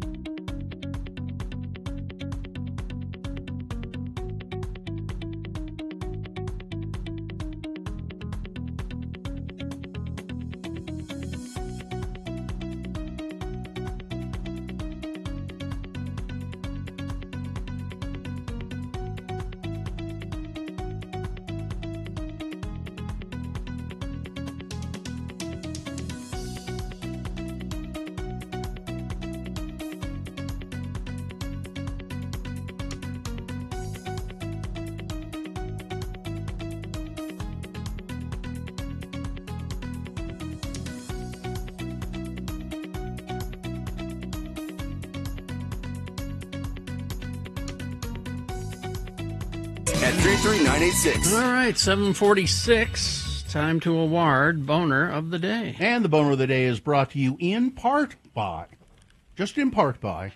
a beef with broccoli stir fry. And Excel Automotive Repair, commuter vehicle repair specialists, Asian and small domestic vehicles, dealership quality service at independent shop rates, 33rd South 290 East. To make an appointment, go to excelautomotiverepair.com.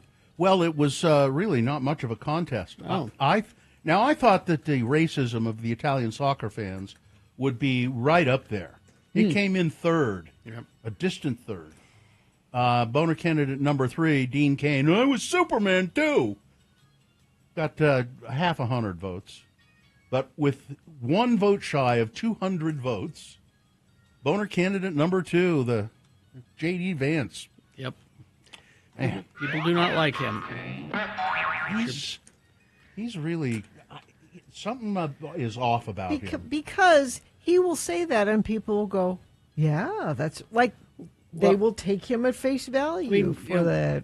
Most of them lie, but when he lies, he's like really convicted about it. You know, he's like, ugh. Yeah. Yeah. That's what makes it sad. Anyway, that's your Boner of the Day for today, August 26, 2025. Now qualified to be Boner of the Week. Well. Hello, yeah, what? This is your chance. This is your chance to speak out and speak up and say what's on your mind. It's hello, yeah, what? You call us at 877-602-9696, and you can talk about anything you want, pretty much. Questions, comments, criticisms, or jokes, all welcome. Best of Utah. You want to talk about that? Yeah, The best of Utah in the City Weekly. Maybe you have some ideas about that. I don't, just whatever, whatever you want to just say. Just want to say hi. Hello, yeah, what? 877-602-9696. Of course, this only works if you call us. Exactly. Hello, yeah, what? Ranger Kate is here. Kate, hello. Good morning. Hello, yeah, what? How are you? I'm good. Did you guys happen to mention that yesterday was the 109th birthday of the National Park Service? No. Did not. It's your job to call and tell us. Yeah, see, the problem is I get to work at like 8 o'clock, and then I see all my memories for the day on Facebook. Mhm. So it wasn't at 8 o'clock yesterday after check-ins and everything was over, where I'm like, crap, I should have called in and wished the NPS a happy birthday this morning on Radio from Hell. Well, you're I'm only doing it a day late. You're a day late. That's all. That's okay. The first national park established was which one? The national park was Yellowstone Okay. in 1890. Okay. No, sorry, 1872. My bad. Phew, I'm glad you corrected Oh, that. man. Yeah, because I was going to call you on that. Sorry, 1890 was Yosemite. So the National Park Service started. How old is it now? It is 109. It was formed on August 25th, 1916. So they had their centennial. I don't know if you guys remember that big celebration they had back in 2016. Was that Teddy Roosevelt? Did he do that? It was an act of Congress, but so he officially signed it when it was all done. But it was formed by an act of Congress. Yeah, he's the one that went there and said, "Yeah, we should save this. This is nice. It's nice here." Are they raking the floors? Somebody should do something. Well, and about part of it was because he was going nuts declaring national monuments because of the Antiquities Act. He was literally just going crazy. Before 1916, in like 1903, 1906, he was just going nuts, declaring monuments left and right. I remember when Congress had some power. All right. Well, there you go, Kate. Thanks, Kate. Thank you. Good times. All right, thank you. Bye. Oliver is here. Oliver. Hello, yeah, what? Where are you calling us from, Oliver? Just from my dad's phone. Oh, okay. I just wanted to say that just thanks for entertaining us on the way to school, you know? Oh, Well, how old are you, Oliver? 12. You let me. Where do you go to school, Oliver? Huh? Where do you go to school? Just South Hills Middle. Well, is this your first day, or have you been back for a while? This is so there was from last Tuesday. Okay. Well, I hope you have a great year, Oliver. Thanks for listening. Yeah. All right. Anything else? No? Apparently not. Okay. Thanks, Oliver. Thanks, Oliver. See you later. Mike is here. Mike. Hello, yeah, what? Mike, what's up? Hi. Hi. This is Mike. I'm listening here in South Salt Lake, enjoying the show, and thought I would mention the billboard that's on 515 going southbound between Midvale and Sandy. What's it say? It says it advertised the X96 morning show. It's a pretty good looking billboard. Oh, okay. I didn't know we. I didn't know it either until yesterday. I saw it yesterday. Okay. Yeah, we're pretty good-looking people, aren't we? Yeah. On my way down to Eagle Mountain, I pass by there almost every day. So I just wanted to mention that. Well, thanks, Mike. Thanks. Thank you, Mike. And thanks for thinking we're handsome. Yeah, I didn't know that was up. Yeah, I guess Yep. so. Okay, Thanks, Mike. well, thanks. Thank you. Let's see, 877-602-9696. Gina, what was your evaluation of the park bathroom? Well, that's coming up this weekend. Yeah, I leave tomorrow for San Diego for Festus's graduation. And Bill, when you weren't here, but I don't know what you're talking about. well, we have the list of the best bathrooms in the country. The contest is going on, and Little America's bathroom is on the list. But there is also a bathroom. Wait, now, Little America, which one? Here? Yeah. Or Grand America, sorry. Grand America. And there's one in San Diego, too, which I said I would, do some research and go investigate Oh, what bathroom? No, the one in San Diego is in a park. Yeah. Oh, in a park. Yeah. Yeah. That's on the list of the best bathrooms in America. And I am suspicious that a park bathroom could rival the Grand America's Well, bathroom. who are we kidding? You won't know. You won't even go in it. Well, that's I'm- the challenge. Yeah. I'm going to go. This is how much I care. You're going to go and then go? Yeah. Yeah. Yeah. You have to use the facilities. Is Maverick bathroom on there anywhere? So Maverick won last year. Yeah. I thought so. All right. Carrie is here. Hello, yeah, what? Hi, Carrie. What's up? Hi, this is Terry from the Taylorist of Bills, I guess. Okay. Sure. What do you got going on? Sure. We are having a blood drive at Mountain America Exposition Center from 12 to 6 today. Okay. So I wanted people to come and donate blood. There's still spots available. Is this just for your personal collection, or do you represent some organization? It's for the American Red Cross. Oh, okay. Oh, I've heard of them. Okay. Yeah, all right. So, yeah. So you say you have some slots available. Do you have to make an appointment? Yeah, you need to go on to make an appointment because if you just walk in, they might not have a spot for you. I see. So But if you go to the go ahead. if you go to the Red Cross, American Red Cross .com, I believe, Okay. and then you can make an appointment, and it's at the Mountain America Exposition Center today. All right. Good enough. Okay. Thank you very much. Happy I love blood. you guys. Happy blood driving. Okay, thanks. All right. Well, Hello, yeah, what? this feature will continue if you call to participate after these messages. Hello, yeah, what? I think you can see a cross section of what you can do with Hello, yeah, what.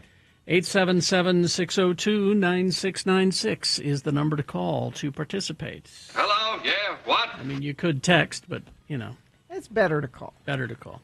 Traffic, Gina.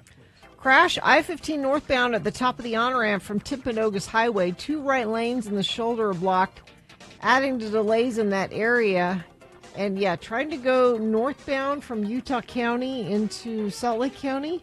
I've got slowdowns from Lehigh all the way into Sandy northbound. Oh. Several different accidents and issues this morning, it would seem. We have a crash southbound Main Street 8 North in Clearfield, blocking all lanes of travel. Vehicles are using the median to get past that accident.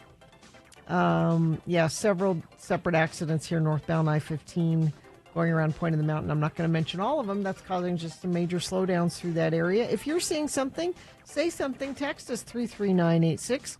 Excel Automotive Repair, commuter vehicle repair specialist, Asian and small domestic vehicles, dealership quality service at independent shop rates, 33rd South 290 East. To make an appointment, go to excelautomotiverepair.com. 877-602-9696 is the number to call. Hello, yeah, what? We'll take your calls after these messages. BigOTires.com. Big O Tires, the team you trust. I got the one on 2nd East and South Temple. And you can just, like you did just recently, Gina, you can just drive in and... Yeah, I didn't have an appointment, although you can make one at bigotires.com, but I had a nail in my tire. I did a couple things while I was there. I was only there like 20 minutes to get the tire fixed, but also contemplating getting a new set of tires. The nice folks at Big O, they gave me 3 different estimates for 3 different tires. Like here, and I got no pressure about buying any. They just said, here's what we have available. Think about it. Come back. We'll get them put on for you. Right now, you can get up to $120 in instant savings on select sets of Nitto, Cooper, Nexen, or Sumitomo tires. I personally use the Big O house brand tire on my cars. I like those a Fine lot. tire. And they are the team you trust. They have the lowest price on every tire every day. Go to bigotires.com. They are the team.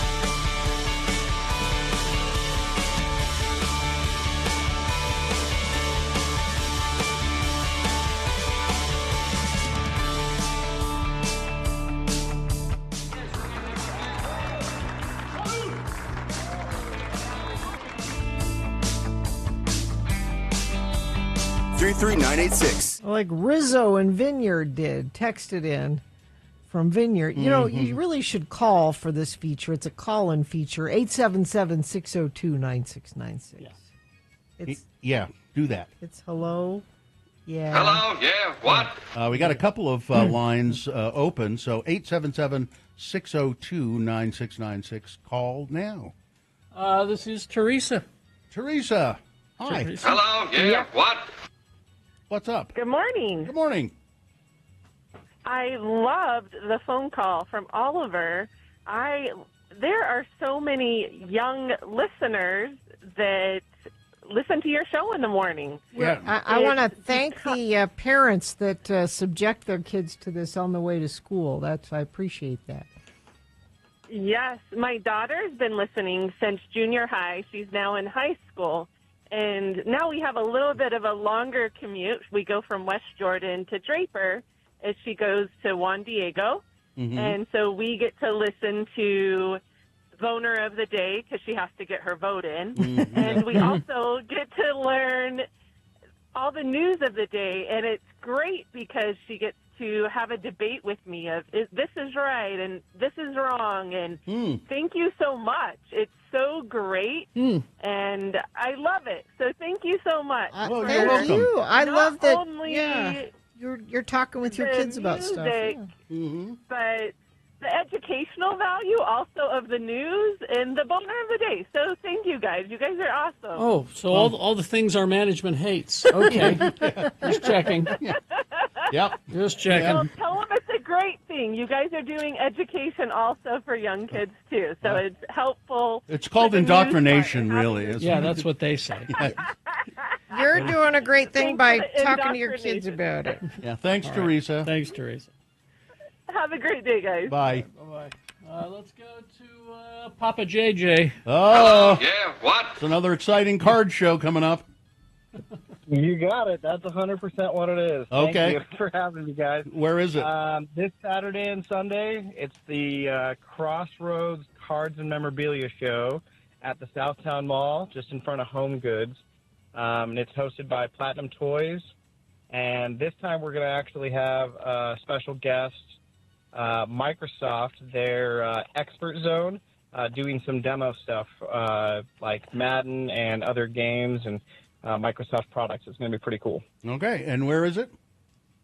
Southtown Mall in Sandy, Utah, just in front of the Home Goods store inside the mall. All right. All right. Thank you. Thank you. Thank you so much, guys. See you later. Go to Ryan. Hello, yeah, what? Ryan, where are you Hello. calling? Where are you calling from? Spanish Fork. Okay, what's up? So high school soccer season and club soccer season are now back in full swing, and your team has had 70 to 90 minutes to score a goal. It's not the ref's fault that your team can't score. Yeah. Are you no a need for you to yell at the ref? Are you a ref, Ryan? It's not gonna. I am. Yeah. Ryan, can I just thank you for all the parents that don't thank you? I don't know why any of you do that job. It's a Amen. horrible $50 job. a game, that's why.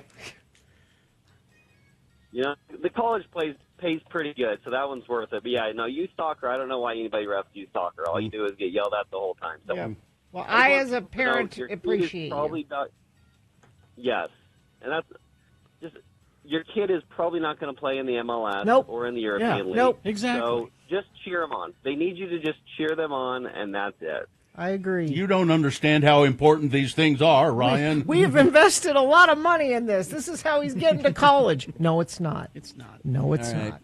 All right, Ryan. Thanks, Thank you. Ryan, and good reffing. Yep. Good reffing. Good luck. Let's go to Dylan. Hello, yeah, what? Hi, Dylan. Hi, Dylan. Where are you calling from? I'm calling from South Jordan. Okay, what's up? So you guys were talking about the greatest toilets in America earlier, and I wanted to share the greatest toilet I've ever used in America. Okay, I'd sure like to hear a blow by blow on that.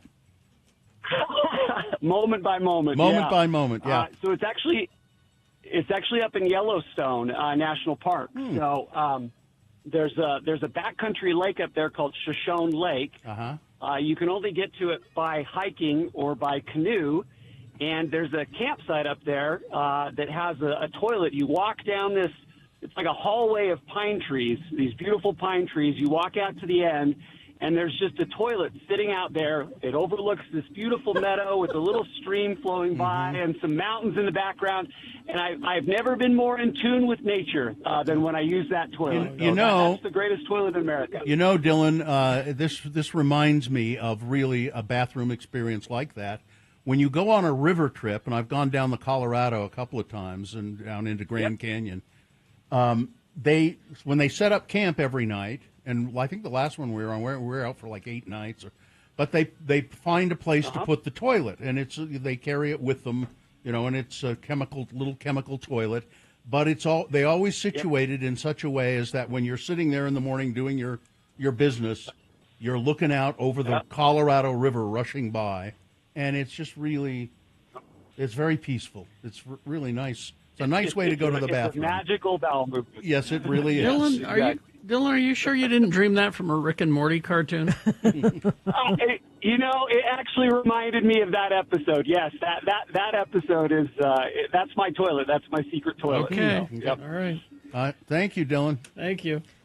Yep. Have a good one. Okay. Let's go to Darren. Hello. Yeah. What? What's Hi, up, Darren? What's up?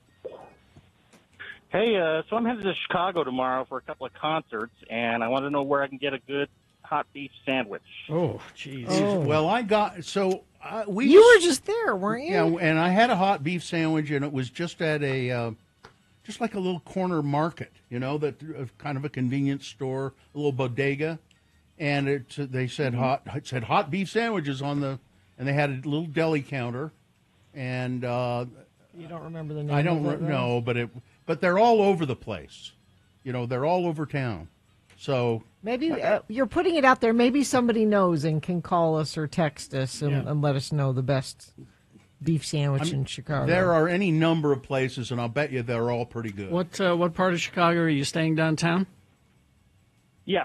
Okay. All right. We got I bet two concerts at Soldier Field, so. Oh, Soldier Field. Okay. Someone will call or text. I bet they have them at Soldier Field. Probably. All right. All right. Thank See you. ya. Let's go to Alex. Hello, Alex. Hello. Yeah. What? How are you today? Great. How are you? Good. What do you want to do here? I just wanted to give a shout out to my good friend KG for introducing me to this morning show. Oh, how long ago was that? A couple months ago. Yeah. We come into the office every Tuesday and we laugh about the hello, yeah, what together. Well, that's nice. I'm glad you enjoy that. What? Now, what do you guys do? We work in property management. Okay. Thank you. Well, thanks so much. I'm glad you found us, and I'm glad your friend, turned you on to it, and you didn't go, well, this is dumb. Why do you like it? Absolutely not. Thank you. Thank you. Thanks, Alex.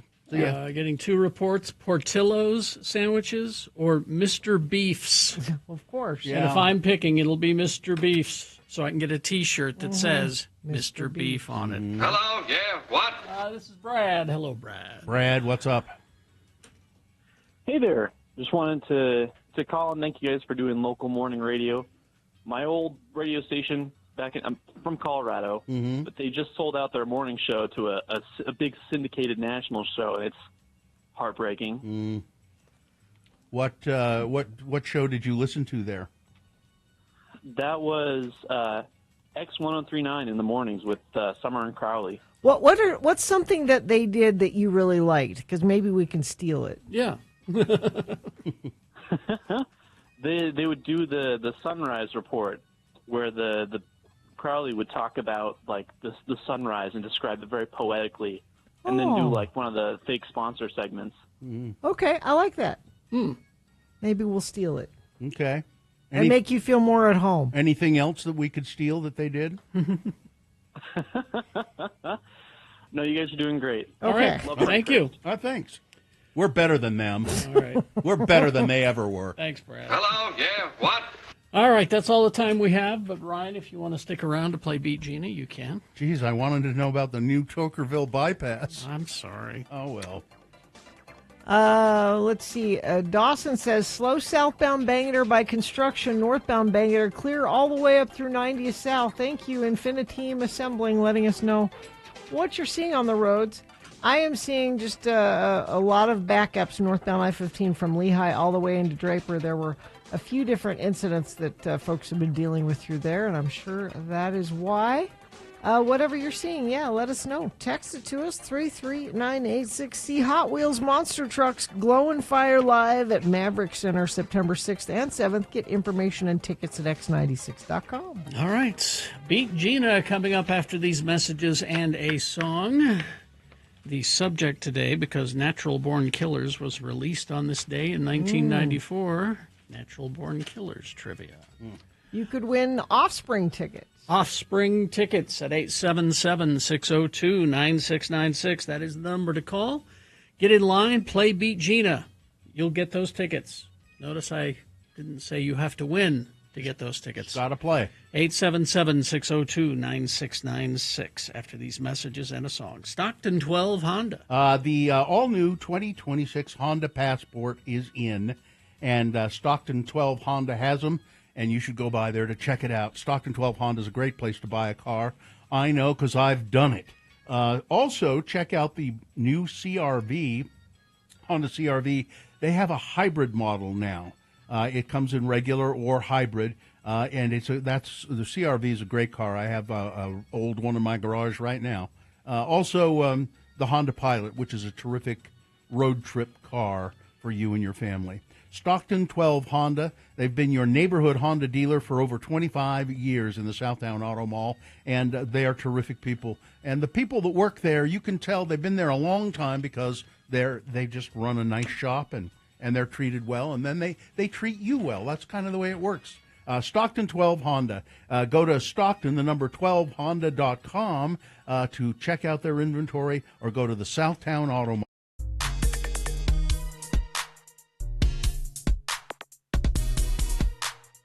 Let's see. I have a list. You do? Mm-hmm. I mean, I heard you say that you had a list. It's Radio from Hell with another list, because people love a good list. X96. The list is 5 things you should never, ever say on a second date. Should never say on a second date. You have a good first date. Things are going well. You want to move on to the second date. Second date? Okay.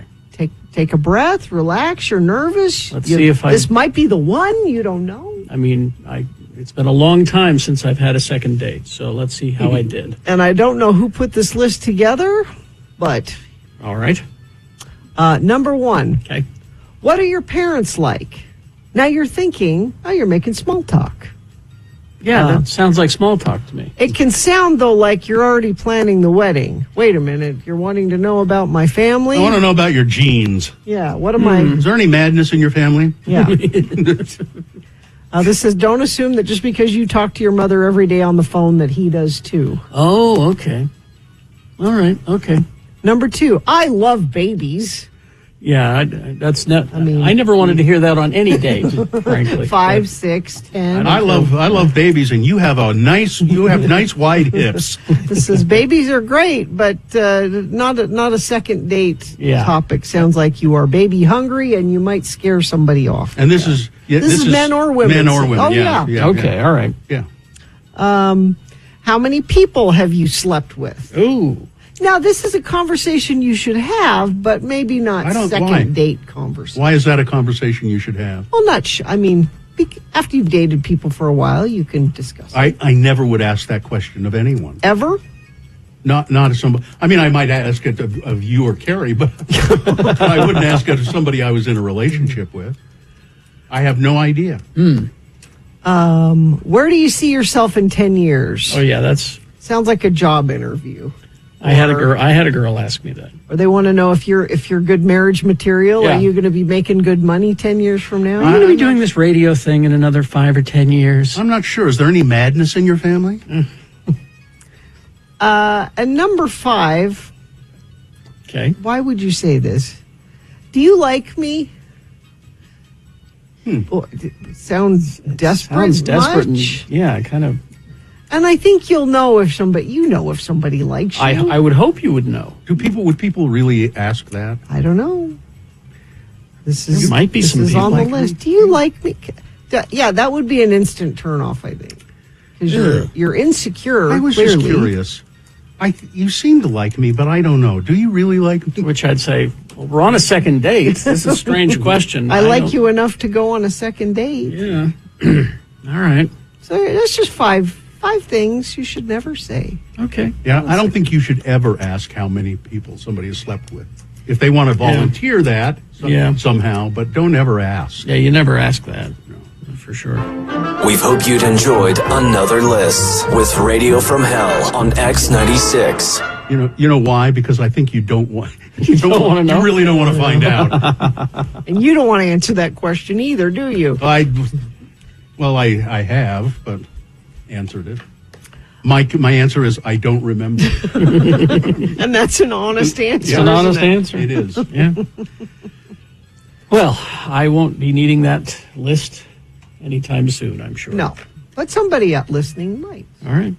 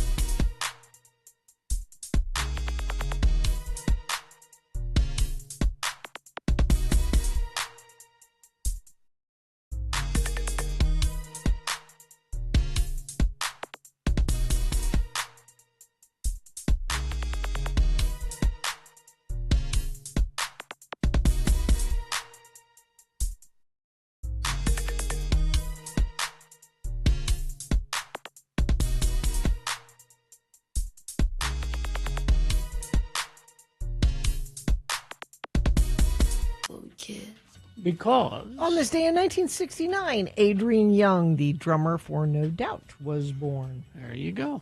All right. Is Beat Gina sponsored?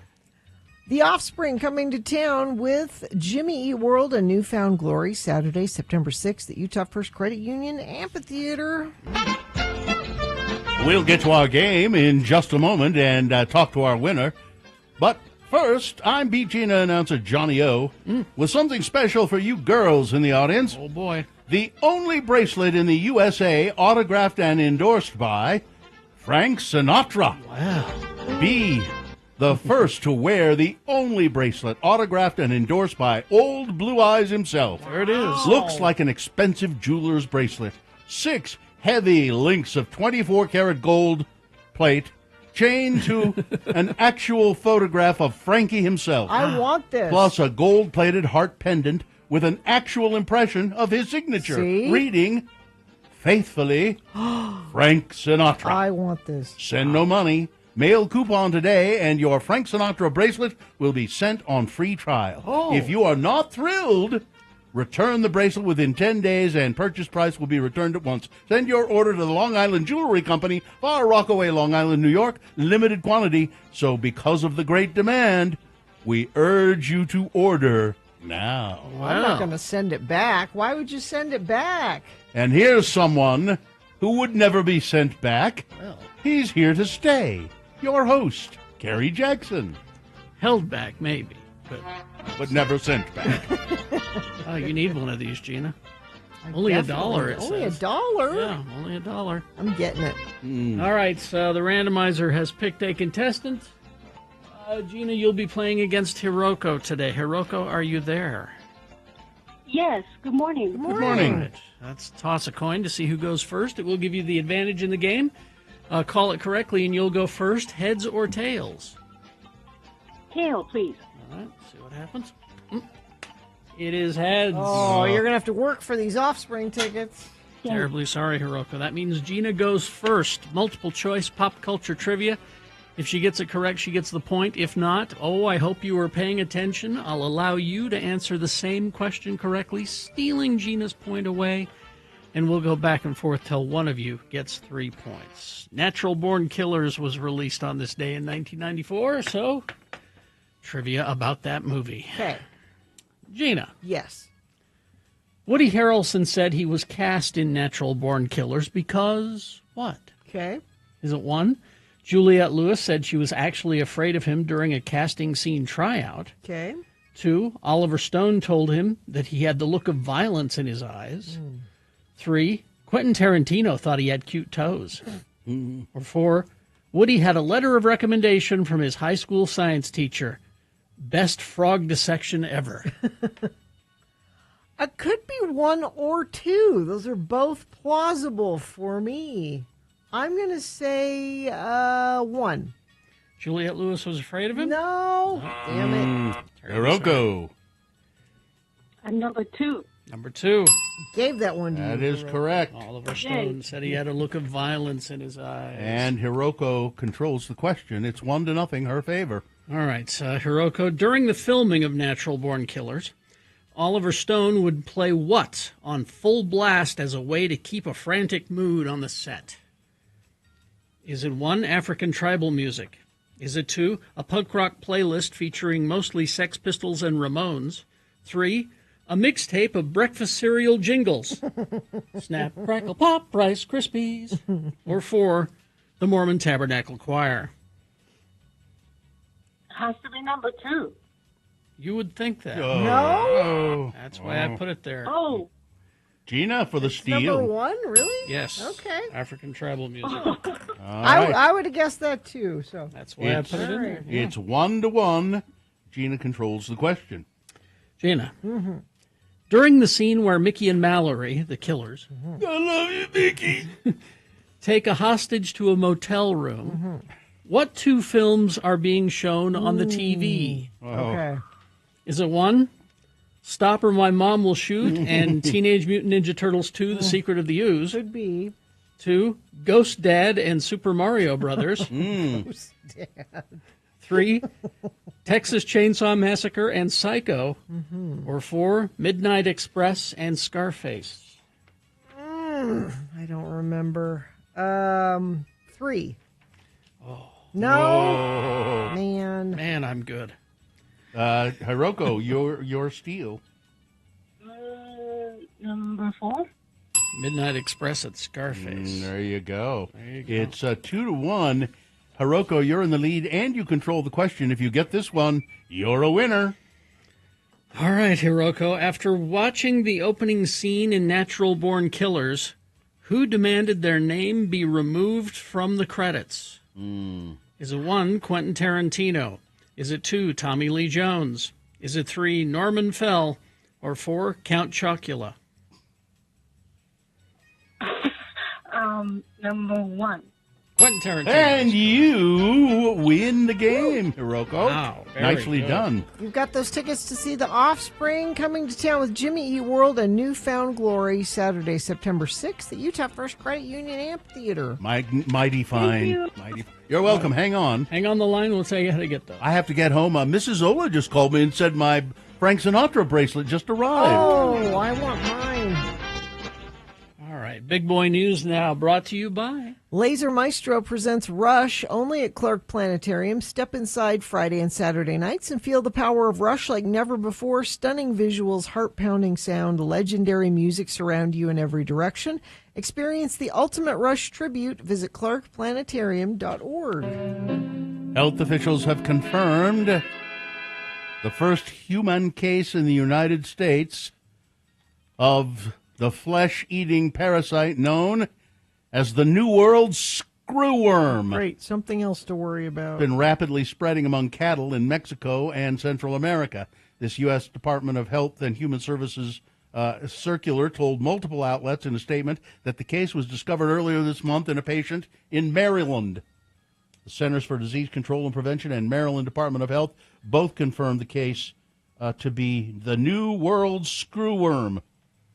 The individual had recently been to El Salvador, so health officials said it's a travel-related case, and the public health risk is very, very, very low. Well, a judge has issued her ruling in a lawsuit accusing the Utah State Legislature of illegally gerrymandering congressional districts to benefit Republicans, throwing out congressional maps passed by lawmakers.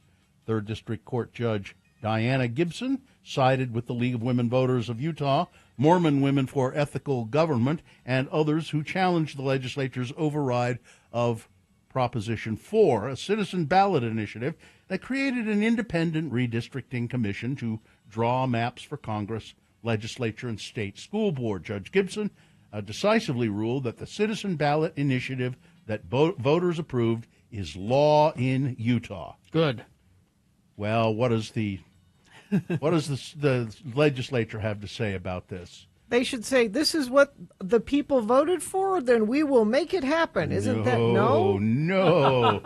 No. We're here to represent the people, and the most people Senate voted President, for this? No? Senate President J. Stewart Adams and House Speaker Mike Schultz, they know that people didn't really understand what they were voting for. You poor children, you don't know what you're doing. They said, while we're disappointed by the court's decision, we remain committed to protecting the voices of Utahns, no you don't, and upholding the legislature's state and federal constitutional authority to draw congressional districts. We will carefully review the ruling and consider our next step. What I want you to hear in that is they're disappointed that the will of the people is being upheld. That is what they're disappointed about. Yeah. Today's decision is not a surprise after the Supreme Court's ruling last summer. While I respect the role of the courts in our system, I continue to disagree with that decision, said Governor Spencer Cox in a statement late Monday. Oh, Spencer. The judge, a judge has again refused to dismiss a lawsuit filed by a pair of transgender girls against Utah's high school athletics organization and 2 high school districts. Lawyers for the Utah High School Activities Association and the Granite and Jordan school districts had asked for the lawsuit to be dismissed, citing a recent executive order by Donald Trump banning transgender girls from playing school sports consistent with their gender identity. In a ruling handed down on Friday, 3rd District Court Judge Keith Kelly refused to throw the lawsuit filed by the 2 out. The National Guard here in Utah has been asked to volunteer to take part in an operation to assist the Department of Homeland Security and Immigration and Customs Enforcement. Here's what the National Guard is. Your friends and neighbors who have other jobs, but they also would like to give their time say if we have a natural disaster, or that's why they sign up for the National Guard. This is not what they signed up for. The lieutenant, they've been asked if they would volunteer to take part in an operation to assist the Department of ICE. They've been asked if they would volunteer. So whether they do that or not is another. Yeah, don't do it. No. A 17-year-old girl attending a concert at the Utah First Credit Union Amphitheater in West Valley was allegedly knocked unconscious by a man who was arrested for aggravated child abuse. Jacob David Shelley was taken into custody Saturday during a concert by Suicide Boys from New Orleans, hip-hop. Police said Shelley and the teen had gotten into an argument over a viewing area in the lawn section of the venue, and that turned physical. Witnesses said Shelley continuously punched the teenage girl as amphitheater staff tried to intervene, only to be pushed away by Shelley after one staff member was able to push Shelley over a railing, ending the assault. The unconscious teen, the girl, was taken from the area by emergency crews in a wheelchair. She's pretty beat up. She has very severe facial fractures, and there's a picture of her, x96.com/live. The guy who did this needs to go away. Kerry was mentioning this earlier. Constitutional scholars use the autocratic signaling when leaders test public tolerance by just wondering aloud if dictatorship might be preferable. People are telling me they want a dictator. Donald Trump did exactly that when he complained about Illinois Governor Pritzker's resistance to his plans for a military takeover of Chicago. He said, a lot of people are saying maybe we'd like a dictator. When a president jokes, flirts, or wonders out loud whether Americans might want a dictator, even if he immediately walks it back, he's testing the boundaries of what the public, the press, and other power centers will tolerate. Dictatorships rarely arrive with tanks in the streets. They arrive when the language of democracy is hollowed out from within. Minutes later, Trump signed an order criminalizing flag burning. It's a 1-year jail term. You can't get out now, and we're getting rid of this cashless bail. We're getting rid of all of that. You benefited from cashless bail. So there's that. And authoritarian rule. Oh, and we have I know something from the crime desk. Smoke 'em if you got 'em. A 51-year-old Colorado man who strangled his wife to death took a smoke break and a soda break while paramedics tried to save her life. He's going to spend more than 2 decades behind bars. Brian Mervin last week formally pleaded guilty to 1 count of second-degree murder and the slaying of his wife, Sherry.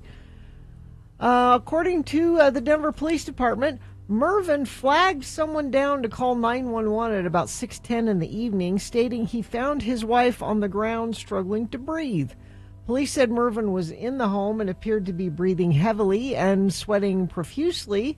They cited the probable cause in his arrest. First responders found his wife unresponsive on a bed with significant bruising and abrasions on her neck.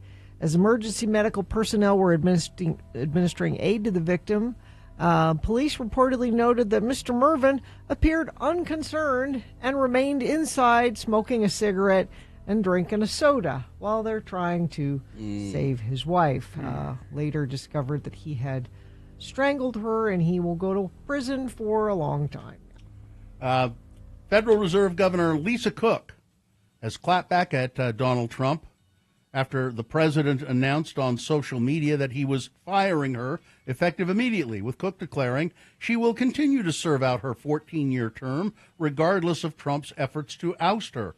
On his social media platform, Truth Social, Trump announced Monday that Cook, appointed under the Biden administration, would be hereby removed from her position over allegations of mortgage fraud, allegations that no one has seen any proof of. Nope. Hours after Trump's announcement, Cook released a statement declaring her intention to continue her term at the Federal Reserve and called into question the president's authority to have her removed. Donald Trump purported to fire me for cause when no cause exists under the law, and he has no authority to do so, she said. I will not resign. I will continue to carry out my duties to help the American economy as I have been doing since 2022. And can humans live on Mars? Who cares? Yeah, we got enough problems down here. I don't. Yeah. Let's not take our problems to Mars. I don't want to do this. Get your ass to Mars, right? I don't want to do Is that this what you're supposed to Get do? your ass to Mars. Sports weather traffic. Brought to you by the Revivalists. They're coming to Deer Valley August 29th. You can see this nationally acclaimed soul rock group live in the mountains this summer. Tickets are available at thestateroompresents.com. This from our friend Sean Means in the Salt Lake Tribune. When St. George part-time firefighter Kai Beckstrand was handed the American Ninja Warrior Champion Trophy, the 19-year-old's family swarmed him on the winner's platform. 3 of his relatives also competed this season. The Beckstrand beat younger brother Luke in the quarterfinals. Last 4 rounds, including his final win, secured him a $250,000 top prize. It's amazing the things that they do. Yeah. This all aired Monday night, so we just this happened a while ago, but we just saw it on Monday night. But he's gonna be a firefighter now, which I think with his ninja skills, he will be an excellent. Can he make himself disappear? firefighter. That's the one thing. Yeah, he can vanish. Okay. That's one of the skills you need. Mm-hmm. That's sports. Weather. 75 right now. 80% chance of showers today. We have heard some reports of spotty sprinkles about. Those chances get a little better. It looks like afternoon today. 82, like I said, for a high. Overnight low 63, which will feel nice. Tomorrow 79 for a high, and more chances of showers. All good news for us. Let's see if there's any good news. Traffic. I'll refresh this, make sure I have the most up-to-date information for you. Crash northbound I-15, University Avenue in Provo on the left shoulder. Highway Patrol not even on the scene yet. Crash northbound I-15 at the top of the on-ramp to the Timpanogos Highway. And, yeah, still some slowage northbound I-15 trying to come from Utah County up through Draper and into Sandy. And whatever you're seeing, you can share it with us. It's pouring rain in Ogden right now. Rain and thunder. Lots of reports from Ogden. Yay. Enjoy that. Go stand out in it with your arm. Like in Shawshank Redemption. Go stand out in the rain like that. And you'll... As Gina Barbieri stood out in the rain. I'm singing in the rain. Holiday Oils, My Holiday, get 20 cents off per gallon in Tank Up Tuesdays at 12 different locations along the Wasatch Front. Check out the Holiday Oil app for details. All right, we will take a break. We'll be back with the Donut Critic. Ben's here with cinnamon rolls. Ooh. Oh, yes. Special ones coming up. Stand by for that. BullfrogSpas.com is the website. It's their Labor Day sale happening now through September 2nd. So you're going to save a lot of money on your hot tub. This is the best time of the year to buy a Bullfrog Spa. $5,000 off MSRP and a free water care system upgrade. And you can save even more on refurbished factory-certified scratch and dent inventory available exclusively at their factory stores. And you can find those at bullfrogspas.com. It's a great time to create a backyard oasis, relax and connect with family and friends. You can use this online tool at bullfrogspas.com to design your perfect spa experience, or visit one of their showrooms and try them out for yourself. You'll be amazed at the technology, how far it's advanced over the years. Up to 90% less plumbing, increasing reliability and performance. Terrific hot tubs. And, of course, the Labor Day sale is happening right now through September 2nd, their biggest sale of the year. Best time of the year to get yourself a Bullfrog Spa. Go to bullfrogspas.com. Visit one of their stores, the factory outlet stores for Labor Day deals. Bullfrogspas.com. Ask about the special 24-month.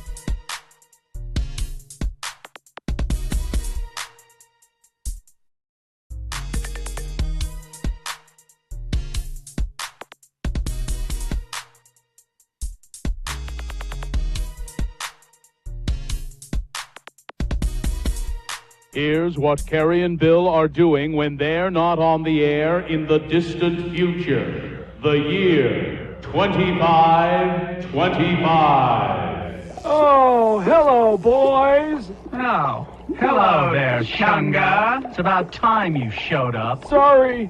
Still got about an hour before airtime, though, boys. Thought maybe I'd change the brine in your pickle vats before we start the show. Yeah, good idea. Mine's kind of reesty and cloudy. I mean, I can barely see you through the glass. Yeah, and my liquid isn't conducting the electrical impulses I need to blink my eyes. You guys are amazing. I don't know of any other guys in radio who could have lost their bodies to disease, have their heads preserved in vats through the miracle of cryogenic science, and still go on with the show. I bow in the presence of greatness. Yeah, and if I still had an ass, you'd be kissing it right now, buddy. Hey, come on, leave the kid alone. All right. He won't change the brine before we have to go on the air if you keep insulting him. Hey, any word on when our audio animatronic bodies are going to be ready, Chunga? Well, I called Disney, and they apologized for the mix-up with the last bodies they sent you boys. But, Bill, I thought you looked pretty cool with your head on Little Mermaid body. I wasn't any better off with that body than I am as just a disembodied head in a pickle vat. Who could walk on that tail? Yeah, the Country Bear Jamboree body they sent me was ridiculous. I think Bill and I are going to be much happier when they send the Chip and Dale bodies. God, ain't technology wonderful? You said it, brother. Only here in the year 2525 could two disembodied heads kept alive in pickle vats do a radio show. And still come out to be about number 15 in the ratings. Do you guys mind if I wait to change your fluid?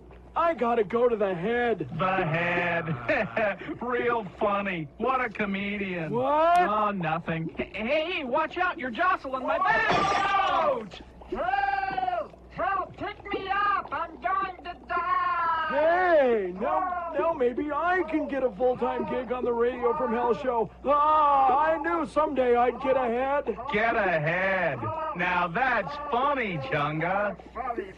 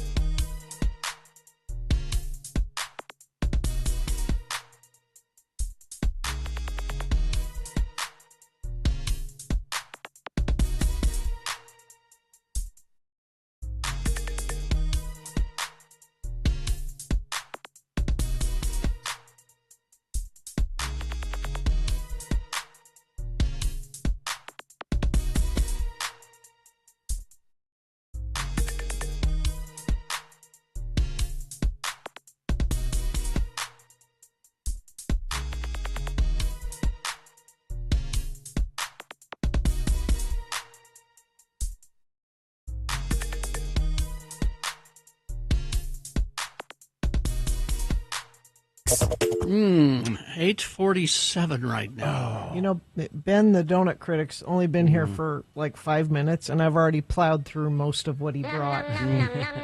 This is really good stuff. It's Ben Lee is the donut critic. How are you today? I am pretty good. You got a haircut. I know. I was getting a little shaggy this last time, so. This is really good stuff. What have you got for us here? So I brought in Eva's Bakery. So if you've been to Eva's Bakery, then you know there's good stuff all around on there. Mm-hmm. So Eva's just right here on Main Street. Yep. So I came in this last week or 2 weeks ago, and that was when the fire occurred. And my initial thought as I was driving away is, I need to make sure to find somebody on Main Street to highlight this next time. So. So what I did is, I found one. Mm-hmm. And I obviously love Eva's because it is just one of those places that's an iconic place. You look at it, it looks like a little French bakery there. And once you go in, it delivers on taste and quality and, ambiance. It's amazing. So tell us about Eva. So Eva, this is one of the things I didn't know as I was starting to dive in. Eva is a sister company to Eva Restaurant. So there's Eva's Bakery and Eva Restaurant, and they were started by the same person. His name is Charlie Perry, and he got his inspiration from his grandma. So his grandma used to bake and cook for people. They're in the West, in Idaho and Washington. They were grain farmers and sold grains, and she was a baker, and just a richer experience or a richer history than I was expecting for this. But it was really good stuff. Yeah, and the reason why I think I love it too is it's not in your face, flashy. Like, I think you just go in and it feels like you are in France. Like a little neighborhood Yeah. bakery. Yeah. So we got a cinnamon roll. We got a Queen Amon. You feel very strongly about cinnamon rolls. Tell us why this is a good cinnamon roll. Yes. So that's the reason why I really latched on to Eva was the cinnamon roll. I was going through this phase a few years ago where I had to have the best of the best for cinnamon rolls. Eva's kept popping up on lists. People kept talking about it. I went in and tried it, and it was amazing. So there's several things about this cinnamon roll that are so good. So it's got that layered dough. So instead of like the traditional roll type denser dough, it's got that wrapped dough. Is that flaky? Yeah, it's flaky. And then, so the exterior is a little bit crispy, but then it's soft in the inside. And then the inside that he does is so amazing because it's a little bit nutty too. So there's that little bit of a nutty taste and crunch to it. And the cinnamon is so pronounced. So you get that really full flavor going. And then on the bottom, if you notice, there's a little bit of caramelization. Yeah. And so there's that additional texture. Oh, that's great. And sugariness. I love that. And then the frosting on top, you warm it up a little bit, and it just melts right into it. So yeah, it is definitely one of my top 2 cinnamon rolls for Utah. So if you haven't tried Eva's Bakery in Salt Lake for cinnamon rolls, you need to. Now, you also, like Carrie was saying, there's Queen Amon here. Yep, That's quite good. Yeah, the Queen Amon's great. It's got that layered dough as well. And then I brought in the almond croissant, which is one of my favorites. It's so unassuming. Like, you look at it and it's just like, oh, that just looks like a bunch of almonds, like kind of thrown on top. But there is just the almond butter and crunch inside, and then you get the layered dough for the croissant. This is really good stuff. So Eva's is right there by where the fire on Main Street happened. Were they damaged at all? No, so Eva's Bakery is about a block north of it, but their sister company, Eva's Restaurant, which is the small plate restaurant that also is in this restaurant family, was next to Tapatio's. And so it was affected just from like a cleaning and a little bit of a renovation standpoint. Smoke. Maybe. But it was spared.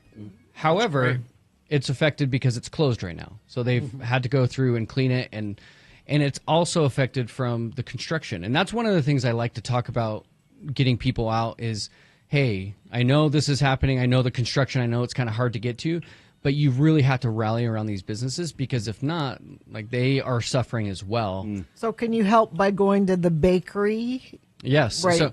So the bakery, and then once that opens up in the next week or two, they don't have a definitive date, but making sure to get into that area and support those businesses right around that. Now, the bakery, you've put the hours on here, which I think is interesting. They're open 7 days a week, but they close in the afternoon, at 3:30 in the afternoon. And and that has to do with downtown traffic in general. I feel like that's one of the things Salt Lake has struggled with.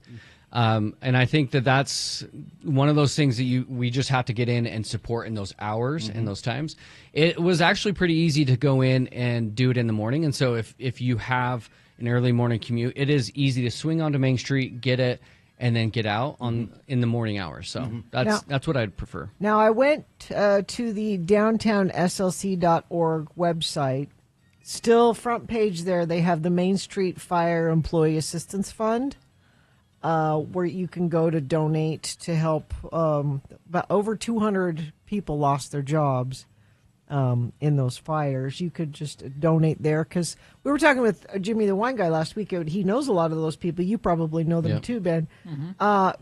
200 people out looking for jobs, and there's just not enough for different establishments to absorb that. So go donate there. Yeah, and this is the time, that you can step up and go and visit. Another place that's really affected, and what I want to highlight maybe next time or a time after that, is Sugar House.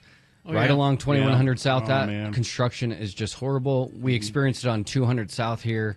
There were several businesses that needed help because you couldn't get in, you couldn't park, and it really does affect what they are able to do and employees and everybody around it. So.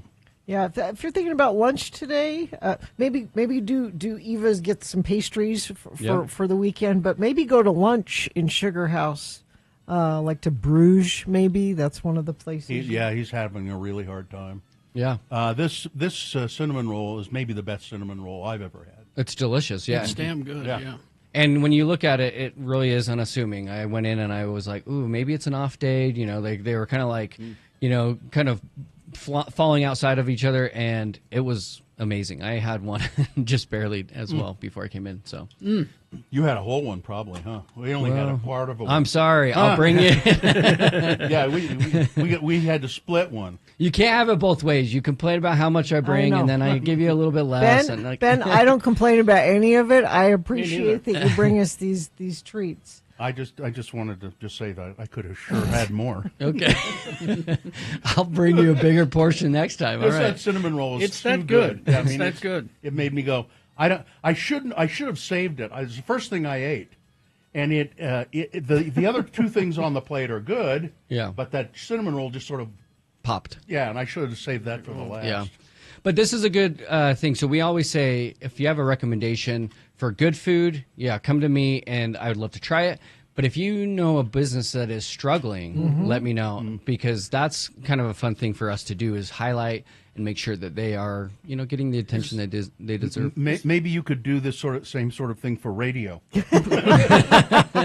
You want Ben, to take a little bit of us around town as a sample? Is there a good place to park for Eva's Bakery? So I actually parked right out front because, like I said, it was around 8 a.m. and there are 10-minute parking slots right there. Yeah. And it's actually in and out pretty fast. So, all right. There we go. Ben, thanks. Follow Ben on, just look for the Donut Critic on Instagram, and you'll find all of his stuff. Yep, I appreciate it, guys. Thanks, Ben. Amazing. All right. Traffic, please, Gina. Traffic. We have a crash northbound I-15 University Avenue in Provo. It is on the left shoulder. Looking at those earlier multiple accidents northbound I-15 coming from about Lehigh through Draper. They are clearing up a little bit, but we still have some slowage you're going to encounter. That's kind of the same thing you get this morning all the time, but just be aware of that. Let me check our message streams, see if Infiniteam has sent us anything. No, but if you see something, please share it with us. 33986. Haster Games for board games, Magic the Gathering, Pokemon, miniatures, dice, paints, and more.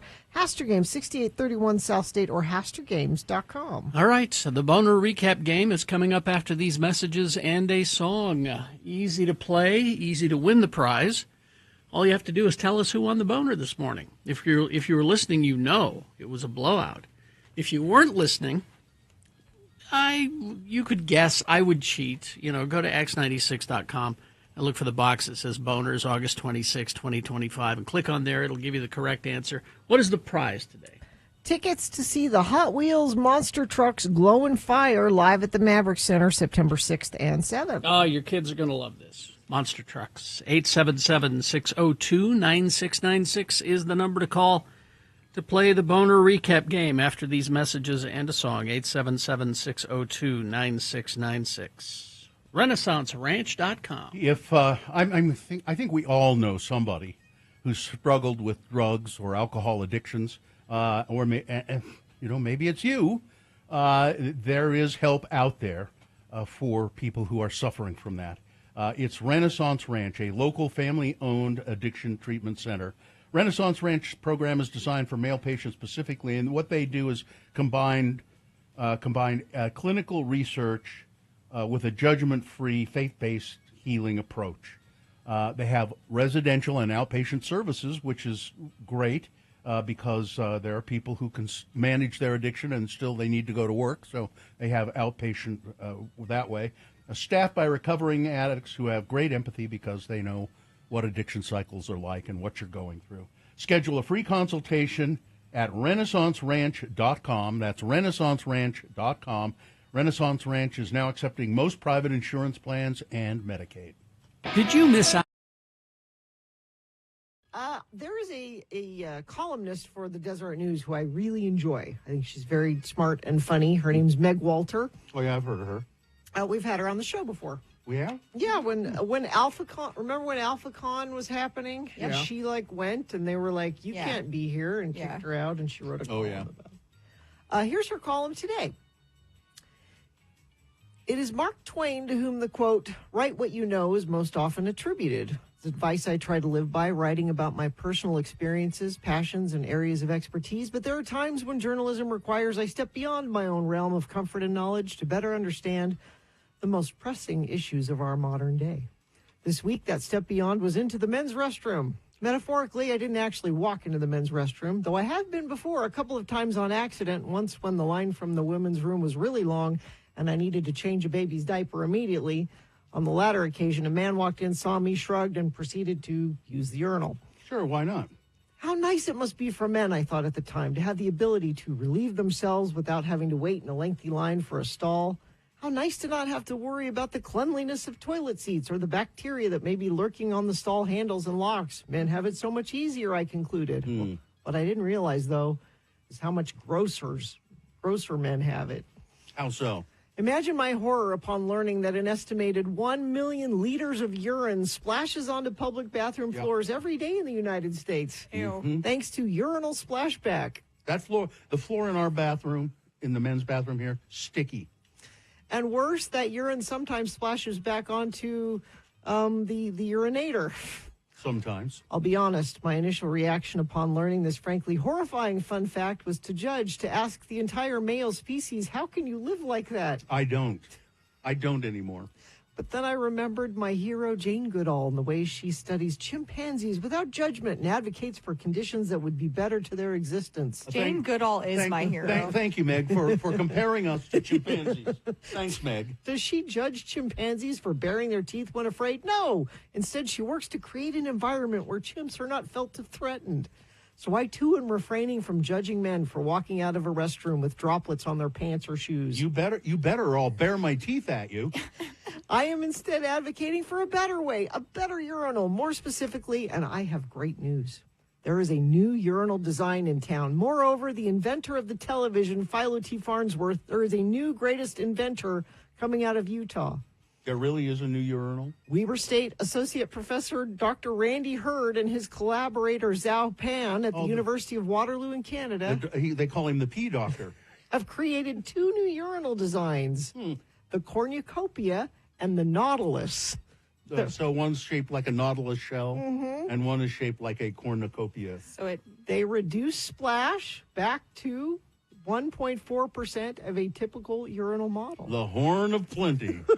Okay. Quote, I think anyone who used a urinal has noticed this is an issue, Dr. Hurd said during our phone interview, or just look around the floor of any men's bathroom. There's pee all over the place. Yeah, it's everywhere. I'm going to refrain from looking around on the floor in any men's bathroom and instead take his word for it, because if anyone's qualified to understand this issue, it's him. He has a PhD from Utah State University in mechanical engineering, and his dissertation was on fluid dynamics. Oh, there you go. Specifically, impact events of fluid dynamics. What's his name? Dr. Hurd. What's his first name? Randy Hurd. Okay. From Weber State, Bill. You went to... I peed at Weber State. I've peed at Weber State many times. Together, he and Pan discovered that the solution to the issue that has plagued male peers for centuries came down to what Hurd describes as a simple math problem.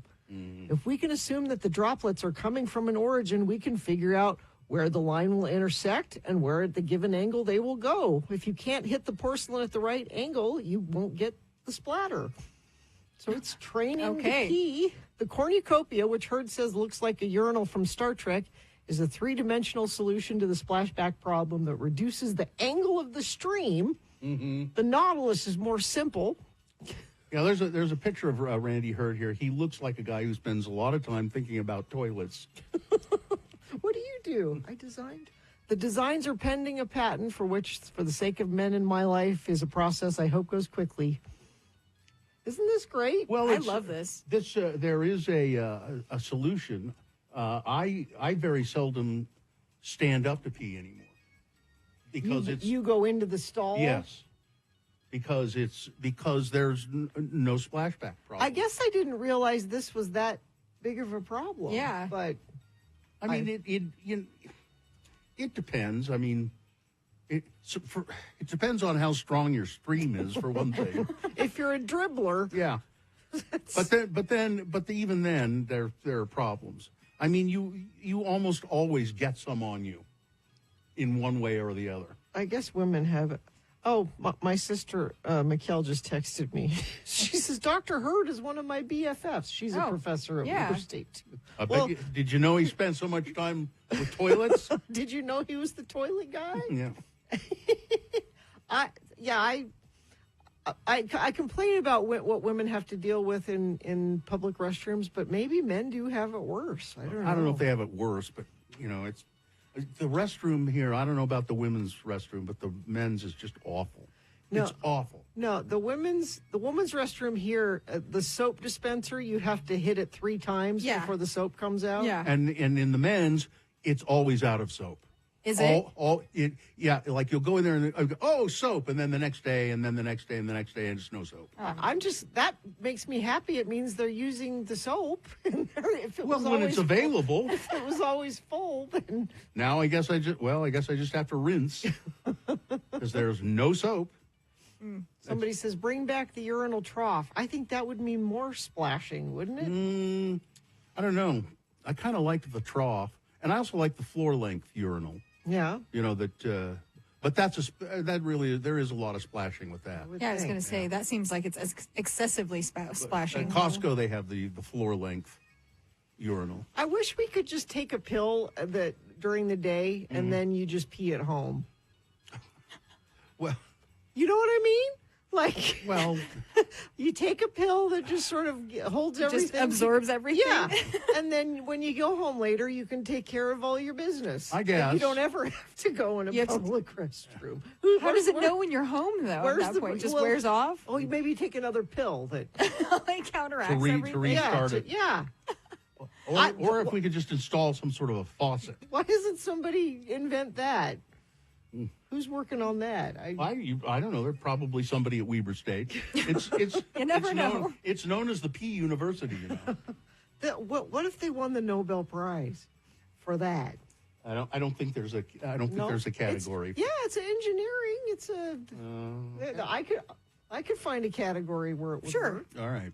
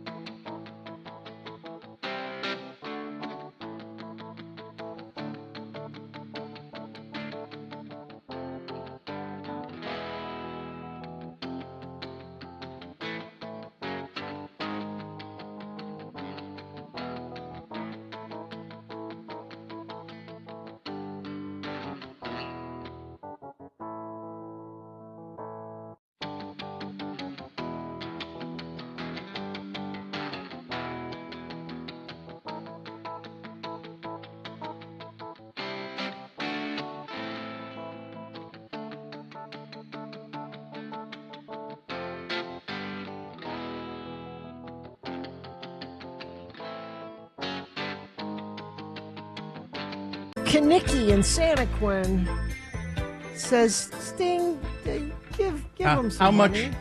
Gina, in Santaquin? Uh-huh. So how much does Sting owe for that one playing? How much does he need to give Andy Summers? Oh, I don't know. Come on, you're apparently a spokesperson for them. I think for that song, yeah. I think for that one playing. That one playing, that's $500. I think that one playing. So God, $250. I certainly hope not. So $250 for each one of them. Yeah. Okay. I'll make sure they know about it. Here's the thing: is that this is because I have the vinyl. Oh yeah. I was looking at it, and all but 2 songs on that album, words and music by Sting. So there's a lawsuit going on. Yeah, that's what we're talking Andy and Stewart are suing, and I say throw them a bone. Yeah. Well, but we don't know, do we? I mean, What do you mean we don't know? We don't. Is Sting just keeping all of the money? Here's what I got. Okay, let's see. He's being taken to court for substantial damages by Andy Summers and Stuart Copeland. Mm-hmm. It follows years of legal disputes between the group. The Sun cites a source who claimed that this has been coming for quite some time. Lawyers tried repeatedly to reach out an out-of-court settlement, but hit a stalemate. Andy and Stewart decided there was no alternative, so they say they are owed millions in lost royalties. So technically, if, as Carrie was reading on the back of that album, yeah, whoever writes the song gets the money.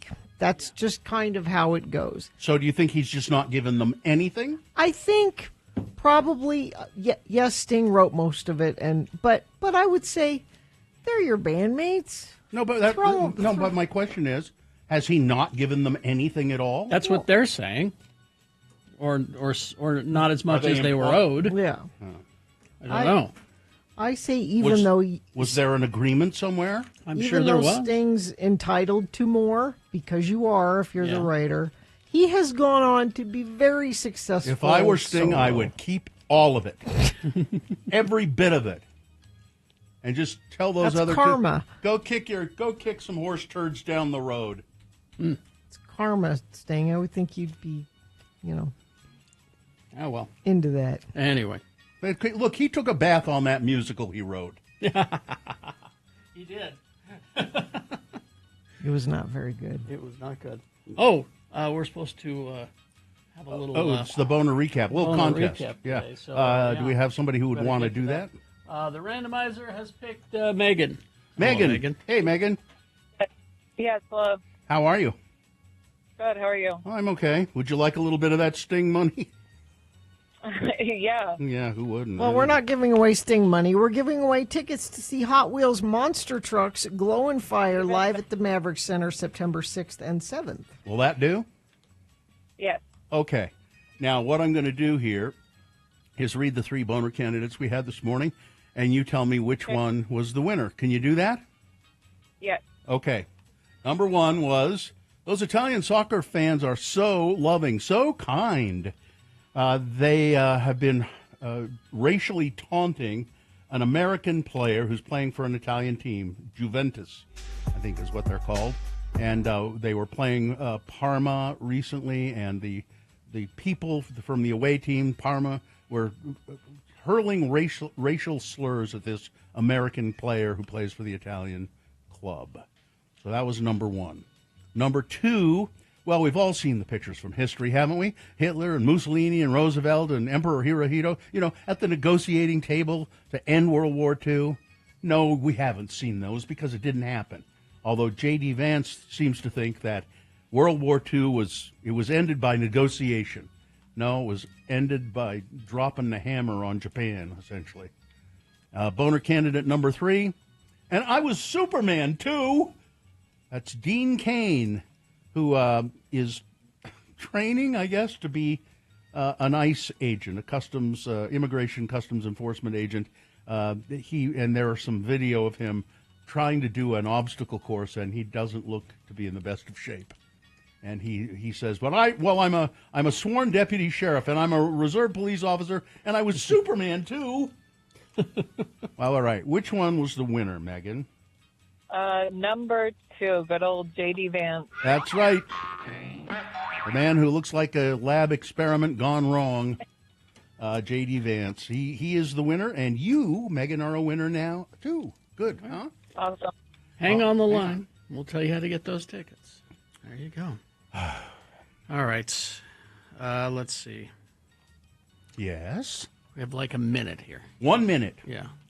Well, how you you put me on the spot. How you feeling? Okay.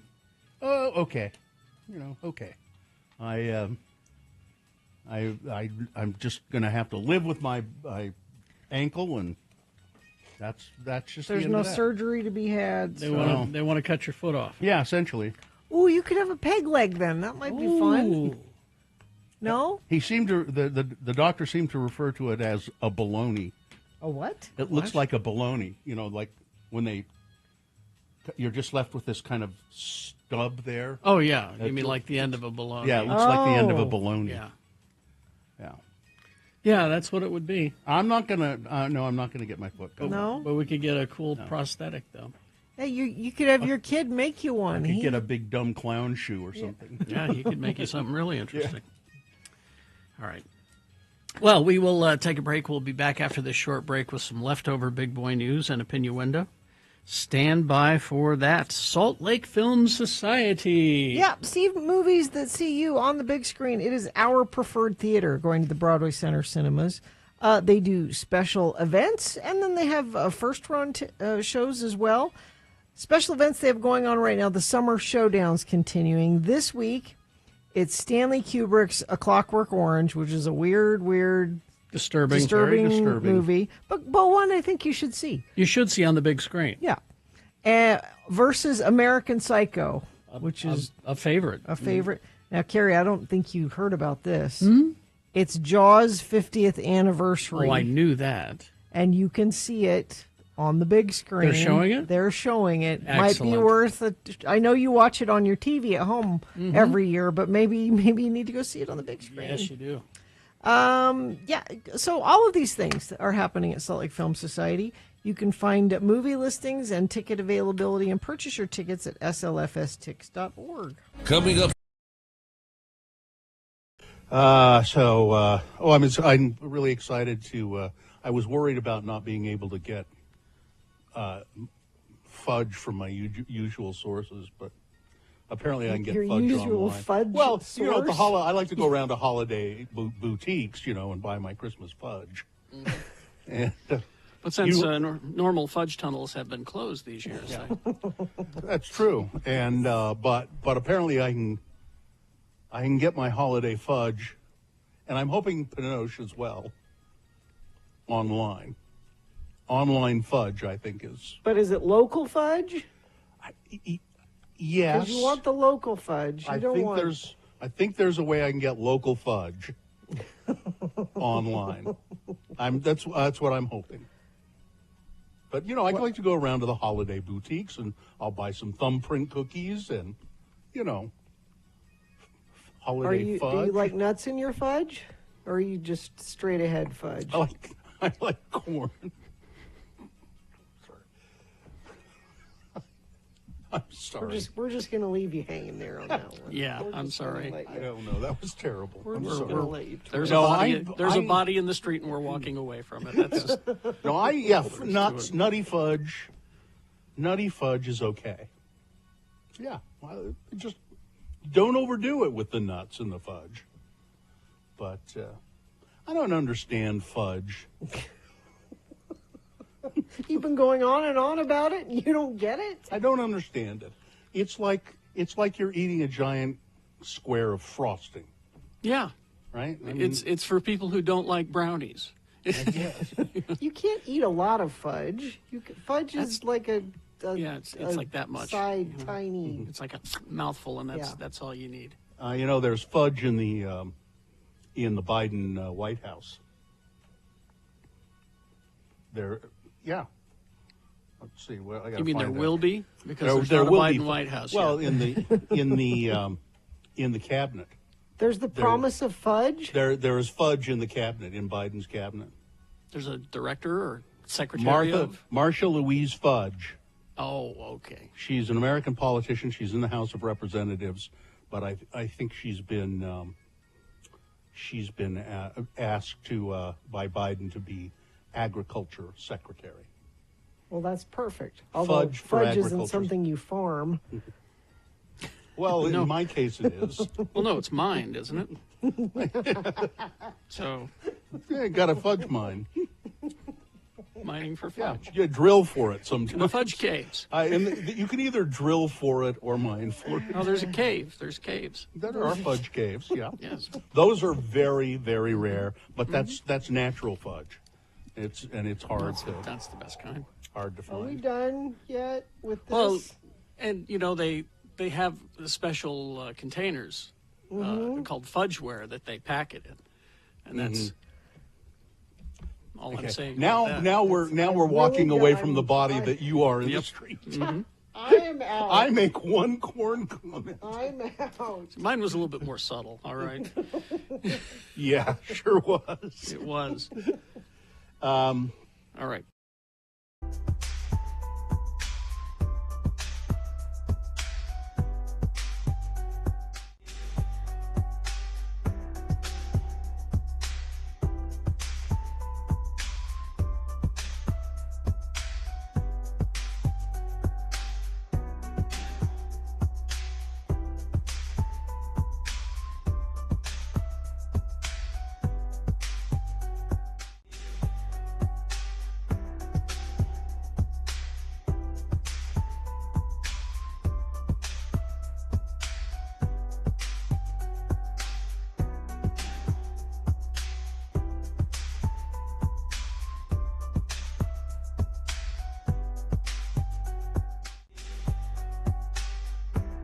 It's 96. All right.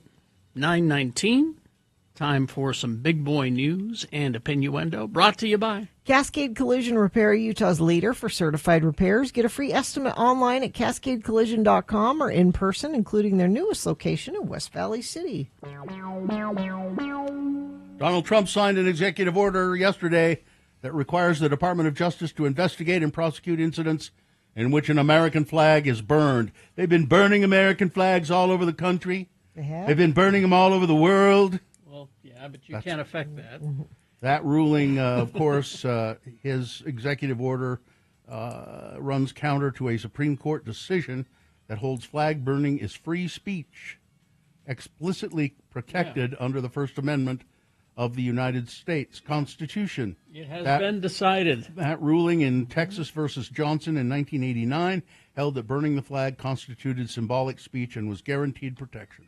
It noted that even if society found acts of speech outrageous or offensive, they remain protected from government interference.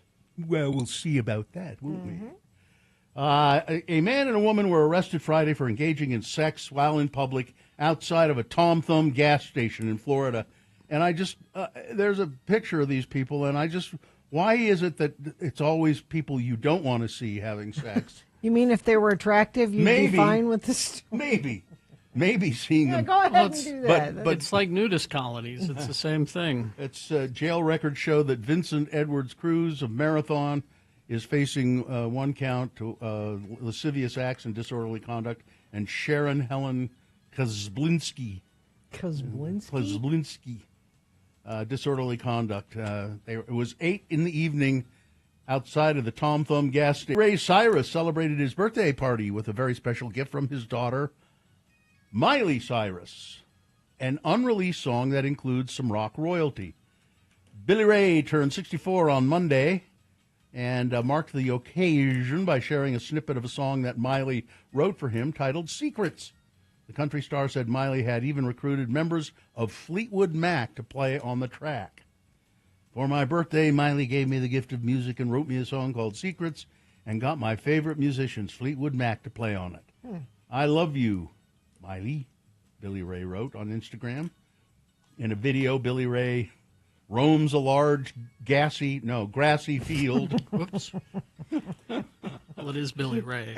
While listening to the song on his phone. The song features 80s-inspired guitars and lyrics like, secrets, I want to keep your secrets, like sunlight in the shadows, like footsteps in the grass. I won't ever break my promise, like a songbird in the silence, like stones against the grass. Glass. Yeah. Okay. Lindsey Buckingham and Mick Fleetwood are. Topps baseball cards. Yes. Have a new collectible card showcasing an unlikely star, a squirrel. That ran onto the field during a Yankees-Red Sox game. Squirrels are the star. The furry intruder That used to be my nickname, you know. The furry intruder. Furry intruder. I support this, by the way. Briefly More halted cards for animals. Briefly halted play in the fourth inning at Yankee Stadium as it approached pitcher Max Fried on the mound. It's the first time this has ever happened to me, Fried told MajorLeagueBaseball.com, adding that his initial instinct was to avoid embarrassment. I don't know how the squirrel would embarrass you. Apparently, the squirrel and Mr. Fried, the pitcher, engaged in a brief staring contest before the animal scurried to the foul zone and disappeared through the You outfield can fence. see him at x96.com/live. Raleigh squirrel. Speaking of animals in New York, there are two coyotes have taken up residence in Central Park. Are they boyfriend, girlfriend? They are. Are they going to have little baby New coyotes? York has called them Romeo and Juliet. Well, no, because they're- that won't end well. Don't do that. Well, it may not end well. Yeah.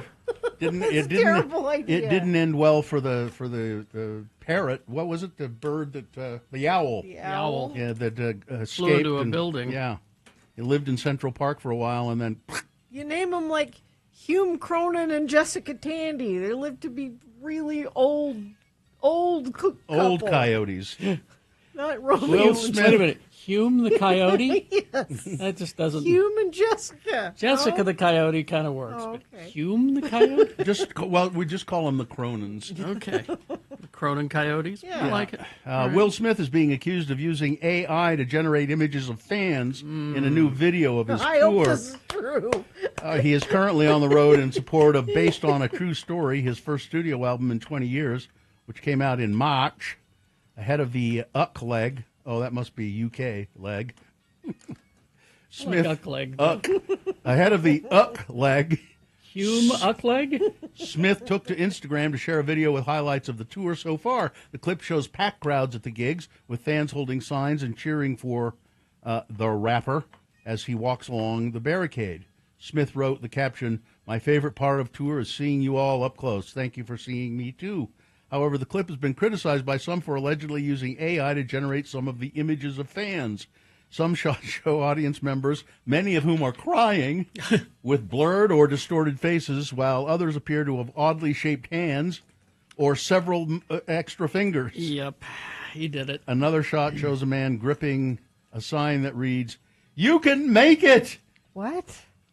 "It helped me survive cancer. Thanks, Will."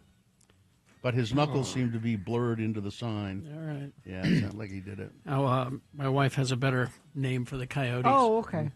Should be Sid and Nancy, since they are in New York City and will likely die young. Oh. Arizona dust storm engulfed Phoenix. A haboob. A haboob. Swept through the capital, rattling homes, terrifying drivers, and leaving tens of thousands of people without power. Oh, I love Arizona. Yeah. A powerful storm. Did you see the video of this? No, I didn't. Oh, my It's God. frightening. It's apocalyptic. I've been wanting to see that and the Burning Man storm. That you haven't seen any of I that. haven't seen either of them. Oh, the Burning I don't Man know was- how you I don't know how they're surviving that. That's They had to shut down the Orgy Dome. I know that. That's what they call it. Aubrey Plaza. Yes. I watched her interview with Amy Poehler on her podcast. In January this year, she lost her partner of 14 years and husband of 4 years, writer and director Jeff Bana, to suicide. She has maintained her privacy since then, but opened up about her grief with Amy Poehler. Appearing on Amy Poehler's podcast, Good Hang, Plaza addressed how she felt in the wake of her loss after the host broke the ice. To just get this out of the way, Poehler said, people want to see you and want to see how you are. They love you, and they want to see you. And she said, you've had this terrible, tragic thing happen. You've lost your husband. You've been dealing with that. But people would like to know, are you okay? And she said, right in this very, very present moment, I feel happy to be with you. This is Aubrey Plaza saying to Amy Poehler. Overall, I'm here and I'm functioning.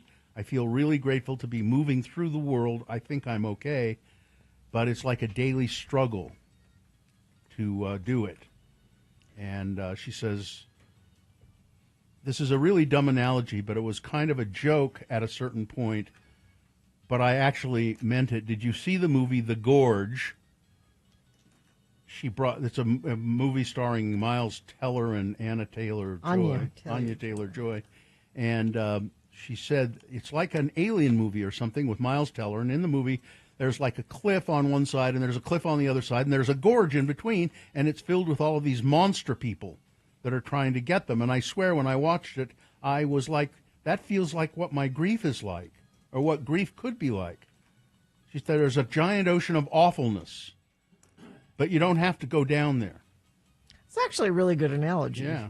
That podcast, I mean, I love Amy Poehler anyway, but she's so good with her guests, and her guests love her. Yeah. So she's able to get really good interviews out of them. And of course they work together on Parks and Recreation. So anyway, that's I think that's all. Mario Batali popped up in the news. He did? Yeah, I think. Yeah, I thought he went away. Let's see. It wasn't he canceled. He was canceled, right? I thought that once you were canceled because of cancel culture, you'll never work again. You were gone. Mario Batali. I don't know if I want to get into this. He's gone again already. Boom. Just like that. I think this is one of those stories that's, for some reason, they wanted to bring it up, but it happened 10 years ago. So, never mind. Well, Bill, you've been ignoring the most important story all Which day. one? A large study has found I don't do stories about studies.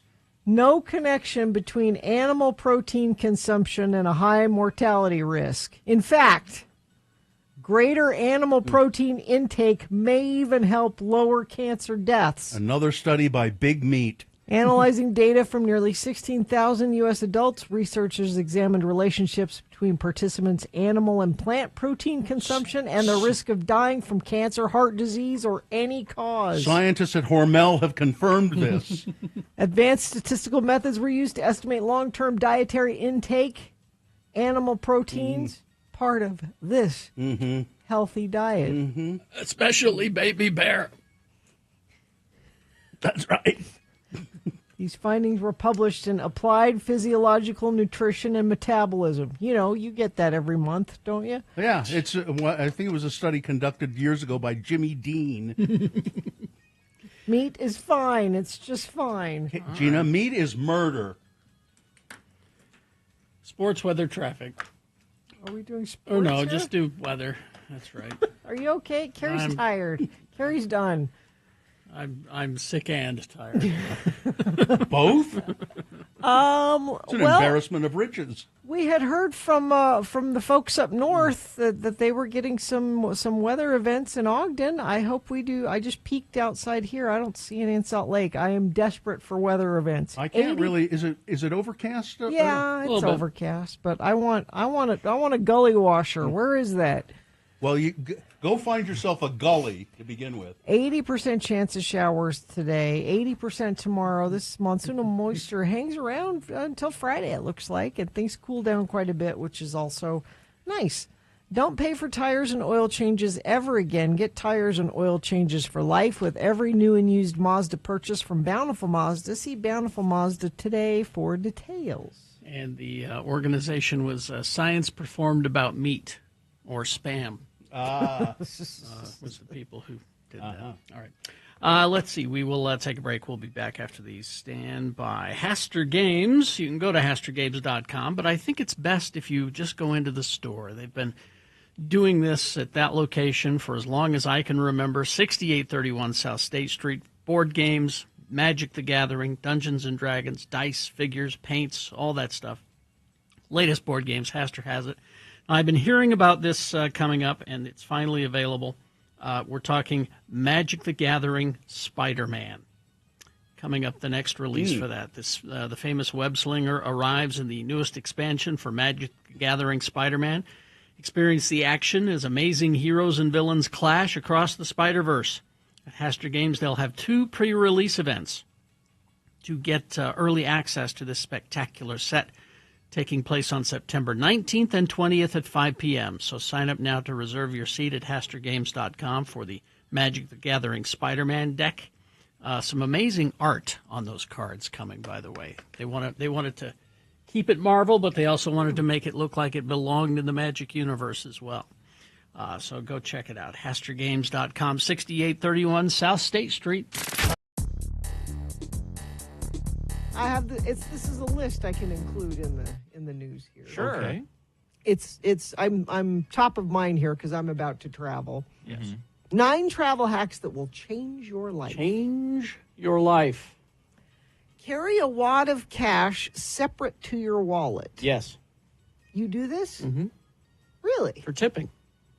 Like ones and ones and fives. Because I don't use cash ever Nobody for does, anything. They also say it's good to, if you get in a situation where someone's trying to mug you, you can have some side cash here. That's all I have. And then they're this more wad of likely to cash. just grab it and go. Yep.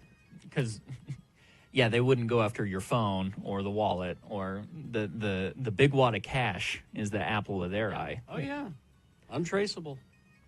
They say bring your own sunscreen. Don't say, oh, I'll buy it when I get there. Usually a good idea. Yeah. Don't ask strangers if you can borrow their sunscreen. Well, and it's usually if you're going to a resort and you think, oh, I'll go to the gift shop and buy sunscreen, it's outrageously expensive. Mm-hmm. Brush your teeth as soon as you land. This I don't get. I'm not going to go in the airport bathroom and brush my teeth. What's their reasoning? They say, who needs business class when you can just brush your teeth? It can make a world of difference how you look, feel, and smell at the end of a flight. Brushing your teeth is the quickest way to feel human again after a long flight. I get it. Have toothpaste and brush ready as soon as you get off the plane. I get it. Okay. Let's see. See tourist attractions on rainy days because they're less likely to be busy. Yeah. Cut your nails before your trip. Yes. Because you don't often think to bring your clippers with you, and you don't want to be stuck in a hotel room desperately wanting to clip, your Clip your nails in general. I mean, if you keep, but do it, but before do you a go. little tidying before you go. How often are you clipping your nails? About every other week. Yeah, that. But that's not the point. The point is if you do it, if you make sure you time it so you do it before you leave. Do you know the day that you're going to have to do it? No. Okay. But see, but if you do it before you go, then you don't have to worry about it. Speaking of doing it before you go, always go to the toilet when you have a chance. Yes. Again, this is not trip central. But sometimes you think, well, I don't have to go now. Like you're walking by a bathroom and you go, I'm fine. I'm fine. No, you don't know when the next opportunity will be. Mm-hmm. So that's a preventative pee, I like to You may call get it. in your rental car and then get stuck in traffic. And then you're suffering. I think this way outside of trips, I guess is my point. To everything you're mentioning. And Carrie, this is good advice for your next trip. Okay. Schedule soft days. Soft, yes. Days when you have not Nothing. planned anything. Again! Don't overschedule your trip activities. Do not. Yeah. Thursday, we have nothing on the schedule. We're just going to unless you're like at a amusement like Disney World or some stuff like that. But if you're headed to say San Diego, be sure to have some empty days. Empty days. I like calling them soft days, though. That sounds nice. Yeah. Soft days. But it's just, again, this is just remember to live your regular life when you're on a trip. Yes. Also, Gina, compression socks on the airplane. Oh, yeah, for sure. Okay, yeah. Just checking. That's an actual trip-centric tip. So that's the first one? That's the first one. Okay. He's so angry. I know. Weather? Weather. I need to calm down a little bit. Yeah, jeez.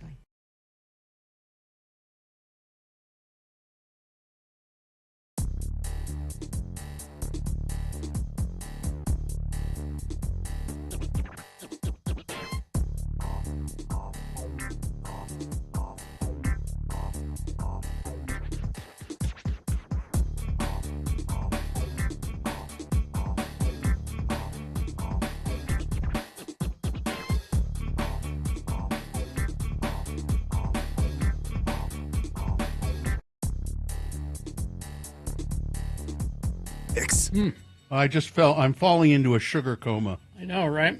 So we had those sweets from the Donut Critic. Eva Bakery. From Eva Bakery. And then Katie's friend Dale got us some peanut butter bars. Now, what's the story? Were you not here for that? No, yes, let me finish my question. The story, I didn't quite catch everything she was saying about how he came by these peanut butter bars. He got these from the people who supply them to the school. Oh, I see. So this is, and I've tasted them, this is the one. Yeah. No, I not only tasted one, I ate it all. Yeah. Bill, can you sue somebody over a sugar? I'm just trying to pivot here a little. Over a sugar. If I fall into a sugar coma, Mark, can I sue somebody? I think that's self-inflicted. Yeah, you're right. Damn it. You're right. It's although well, I won't get into that. Remember the Harvey Milk, the Twinkie defense, when Harvey Milk was assassinated, and the guy claimed he was high. He had too much sugar? Yeah, he was high on Twinkies. That was his defense. Mark is here from the Advocates. Hi, Mark. Hey, how are you? Good. What's so accidents are accidents up these days, or down, or the same, or it's summer, so summer they're usually up. We have the 100 deadliest days of summer, which I think actually ends on Monday, Labor Day. Oh, they do it Memorial to Labor Day, and I think the last time that I heard on the news that it was up. It was higher.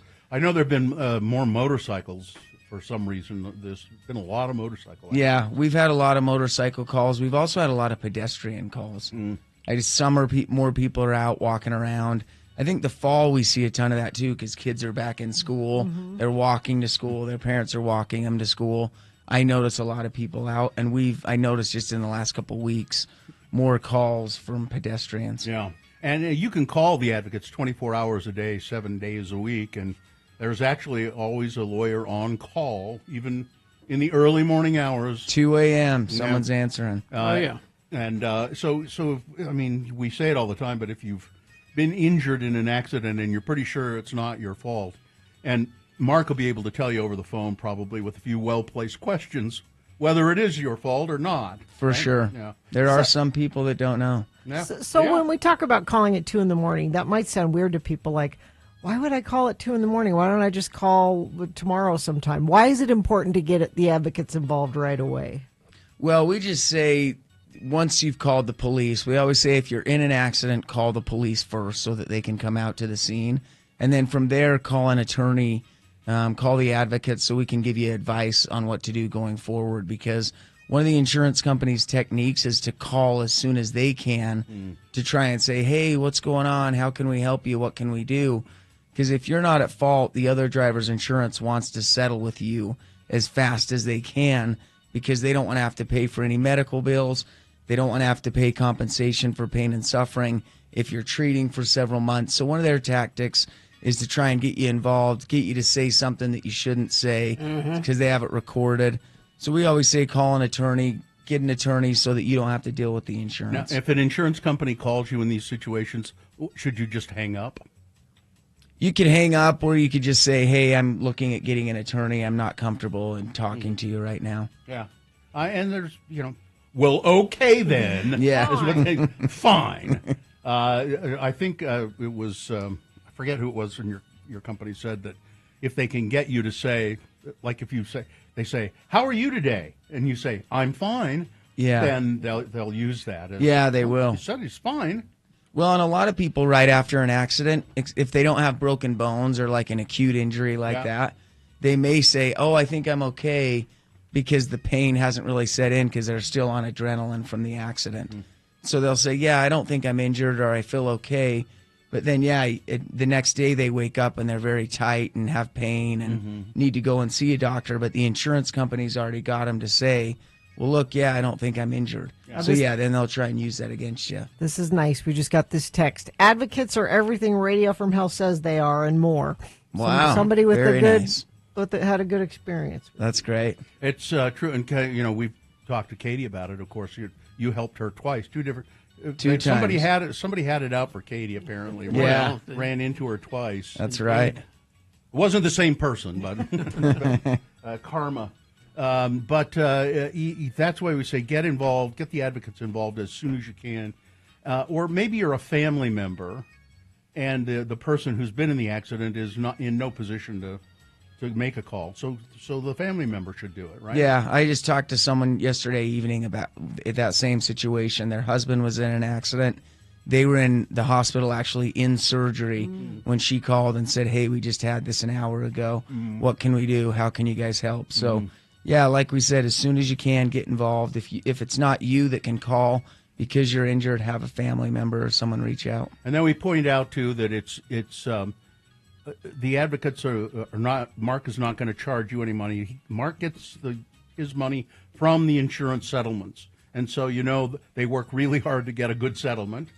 We do, yeah. It's beneficial for both of us. Yeah, and one other thing that people sometimes have this kind of phobia. They say, I don't believe in suing people.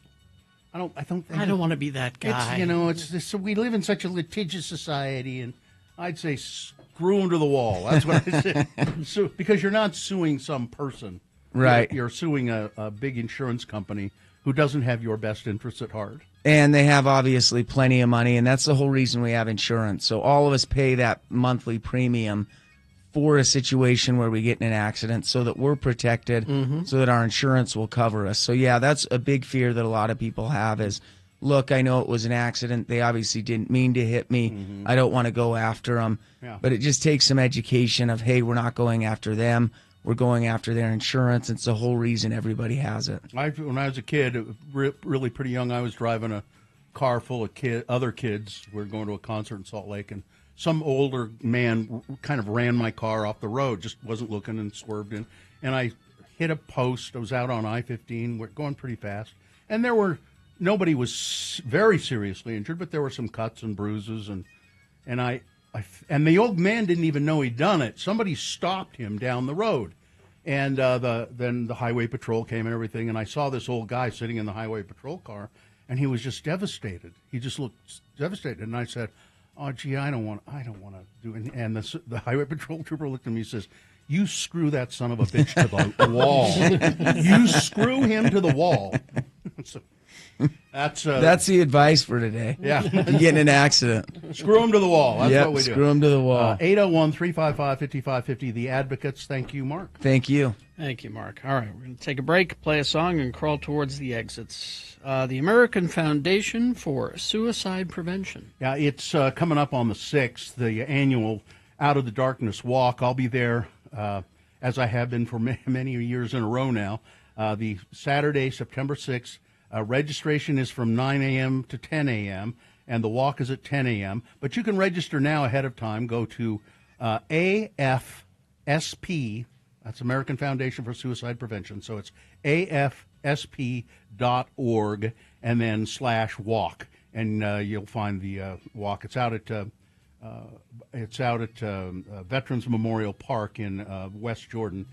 Saturday, September 6th. Please join us there. It's really an uplift. It's not depressing. It's a very uplifting kind of communal gathering of people who've been affected by suicide, from family members or friends or spouses. So register today, afsp.org/SLC,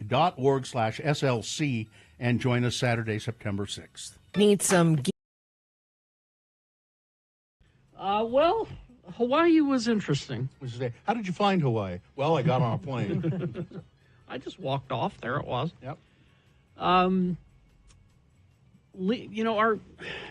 kept waiting for this negative experience at our new airport because everybody's been No, it's a great airport. getting me ready for this airport is just beautiful. The walk is too long, as they say.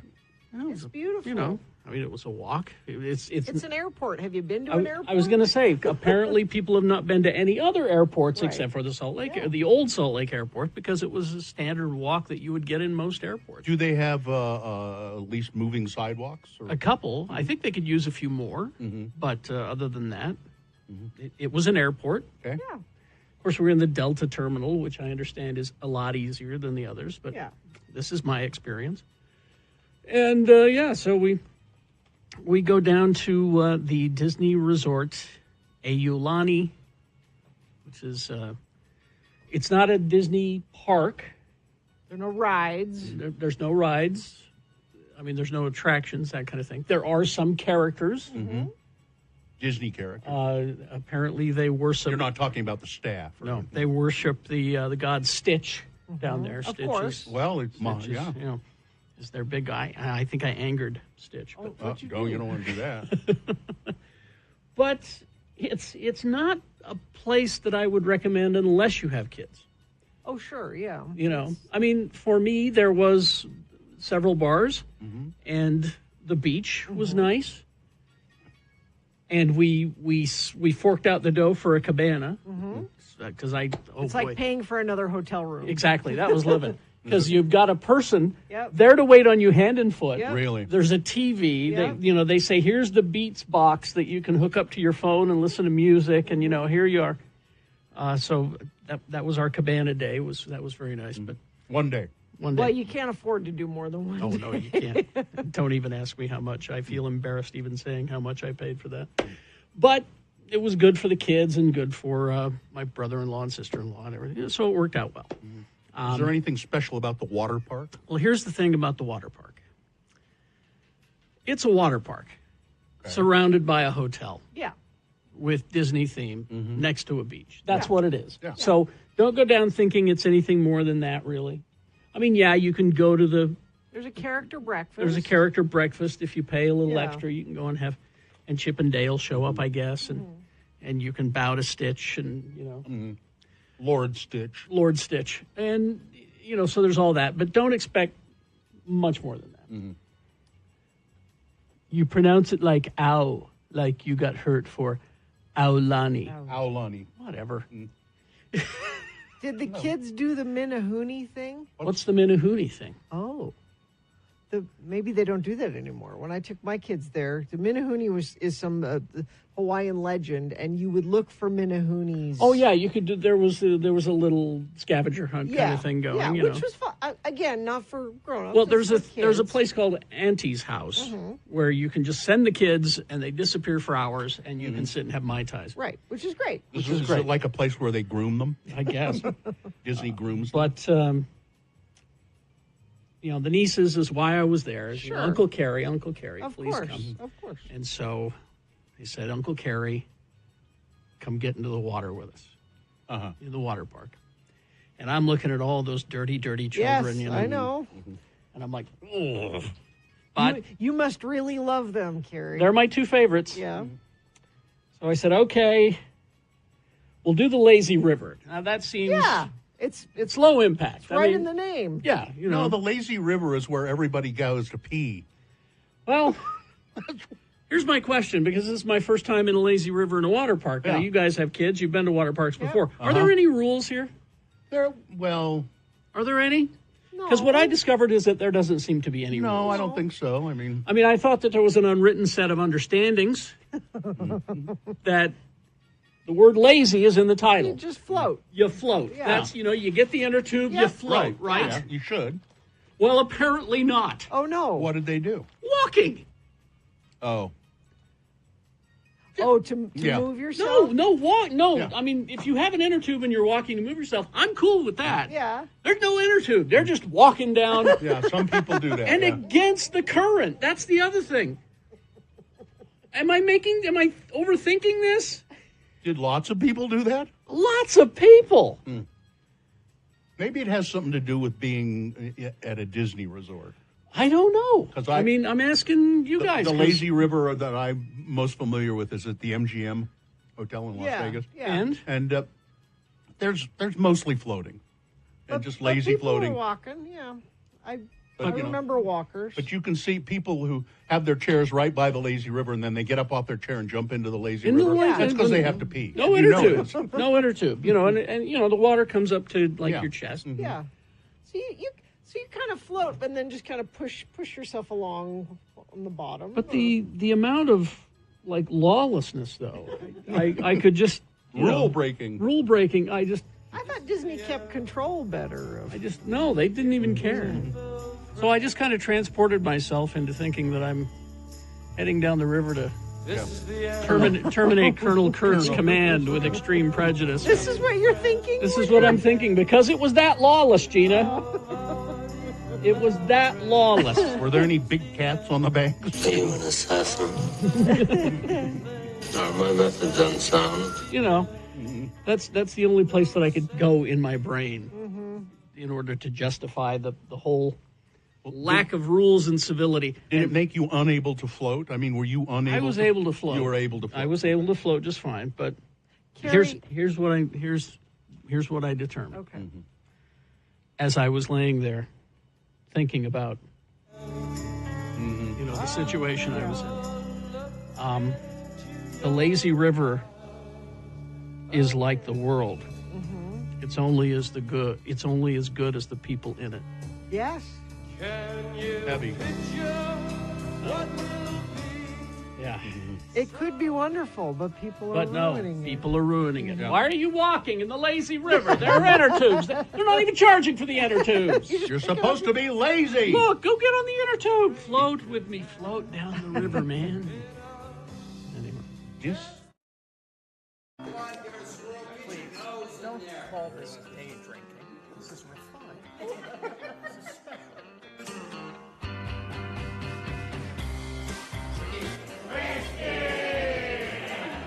Cheers, everybody.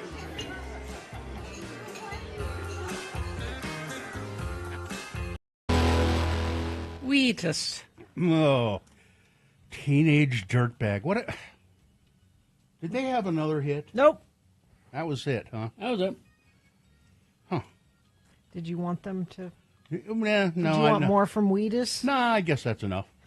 I guess that was enough. It's enough, Was Wheatus. there au revoir incomplete? No, I think it's fine. That's all they needed. What? They probably made enough. No. No, they probably That doesn't didn't. happen anymore. No. It doesn't happen anymore. I think, well, it sort of does sometimes. Like Blur, they didn't ever have to do another song after Yep. song 2. But that was 20 years ago. It doesn't happen now. Why doesn't it? You say that with such assurance. So actually, I follow this guy. His name's Rick Beato. He does a lot of interviews with musicians and producers and things. He said years ago you'd have a producer on an album who really shaped how an album sounded. I mean, it was things like, if we cut a hole in that amp, it's going to make this sound really cool or whatever. And he said you would sell millions of copies of an album and the producer would get some of that, would make Some good credit, money yeah. doing it. Credit and make money doing it. He said everything is digital now and every album is produced using the same software. And what it does is it makes things sound the same a lot. Yep. You don't have that creativity of, I wonder if we record this, in a warehouse or in a bathroom and see what that sounds. None of that's happening anymore. And you're not selling music the same way. Everyone just listens to it on Spotify or whatever. They don't make any money doing that. The Well, if only way bands make money is by touring. Well, you can also make money still by licensing your songs.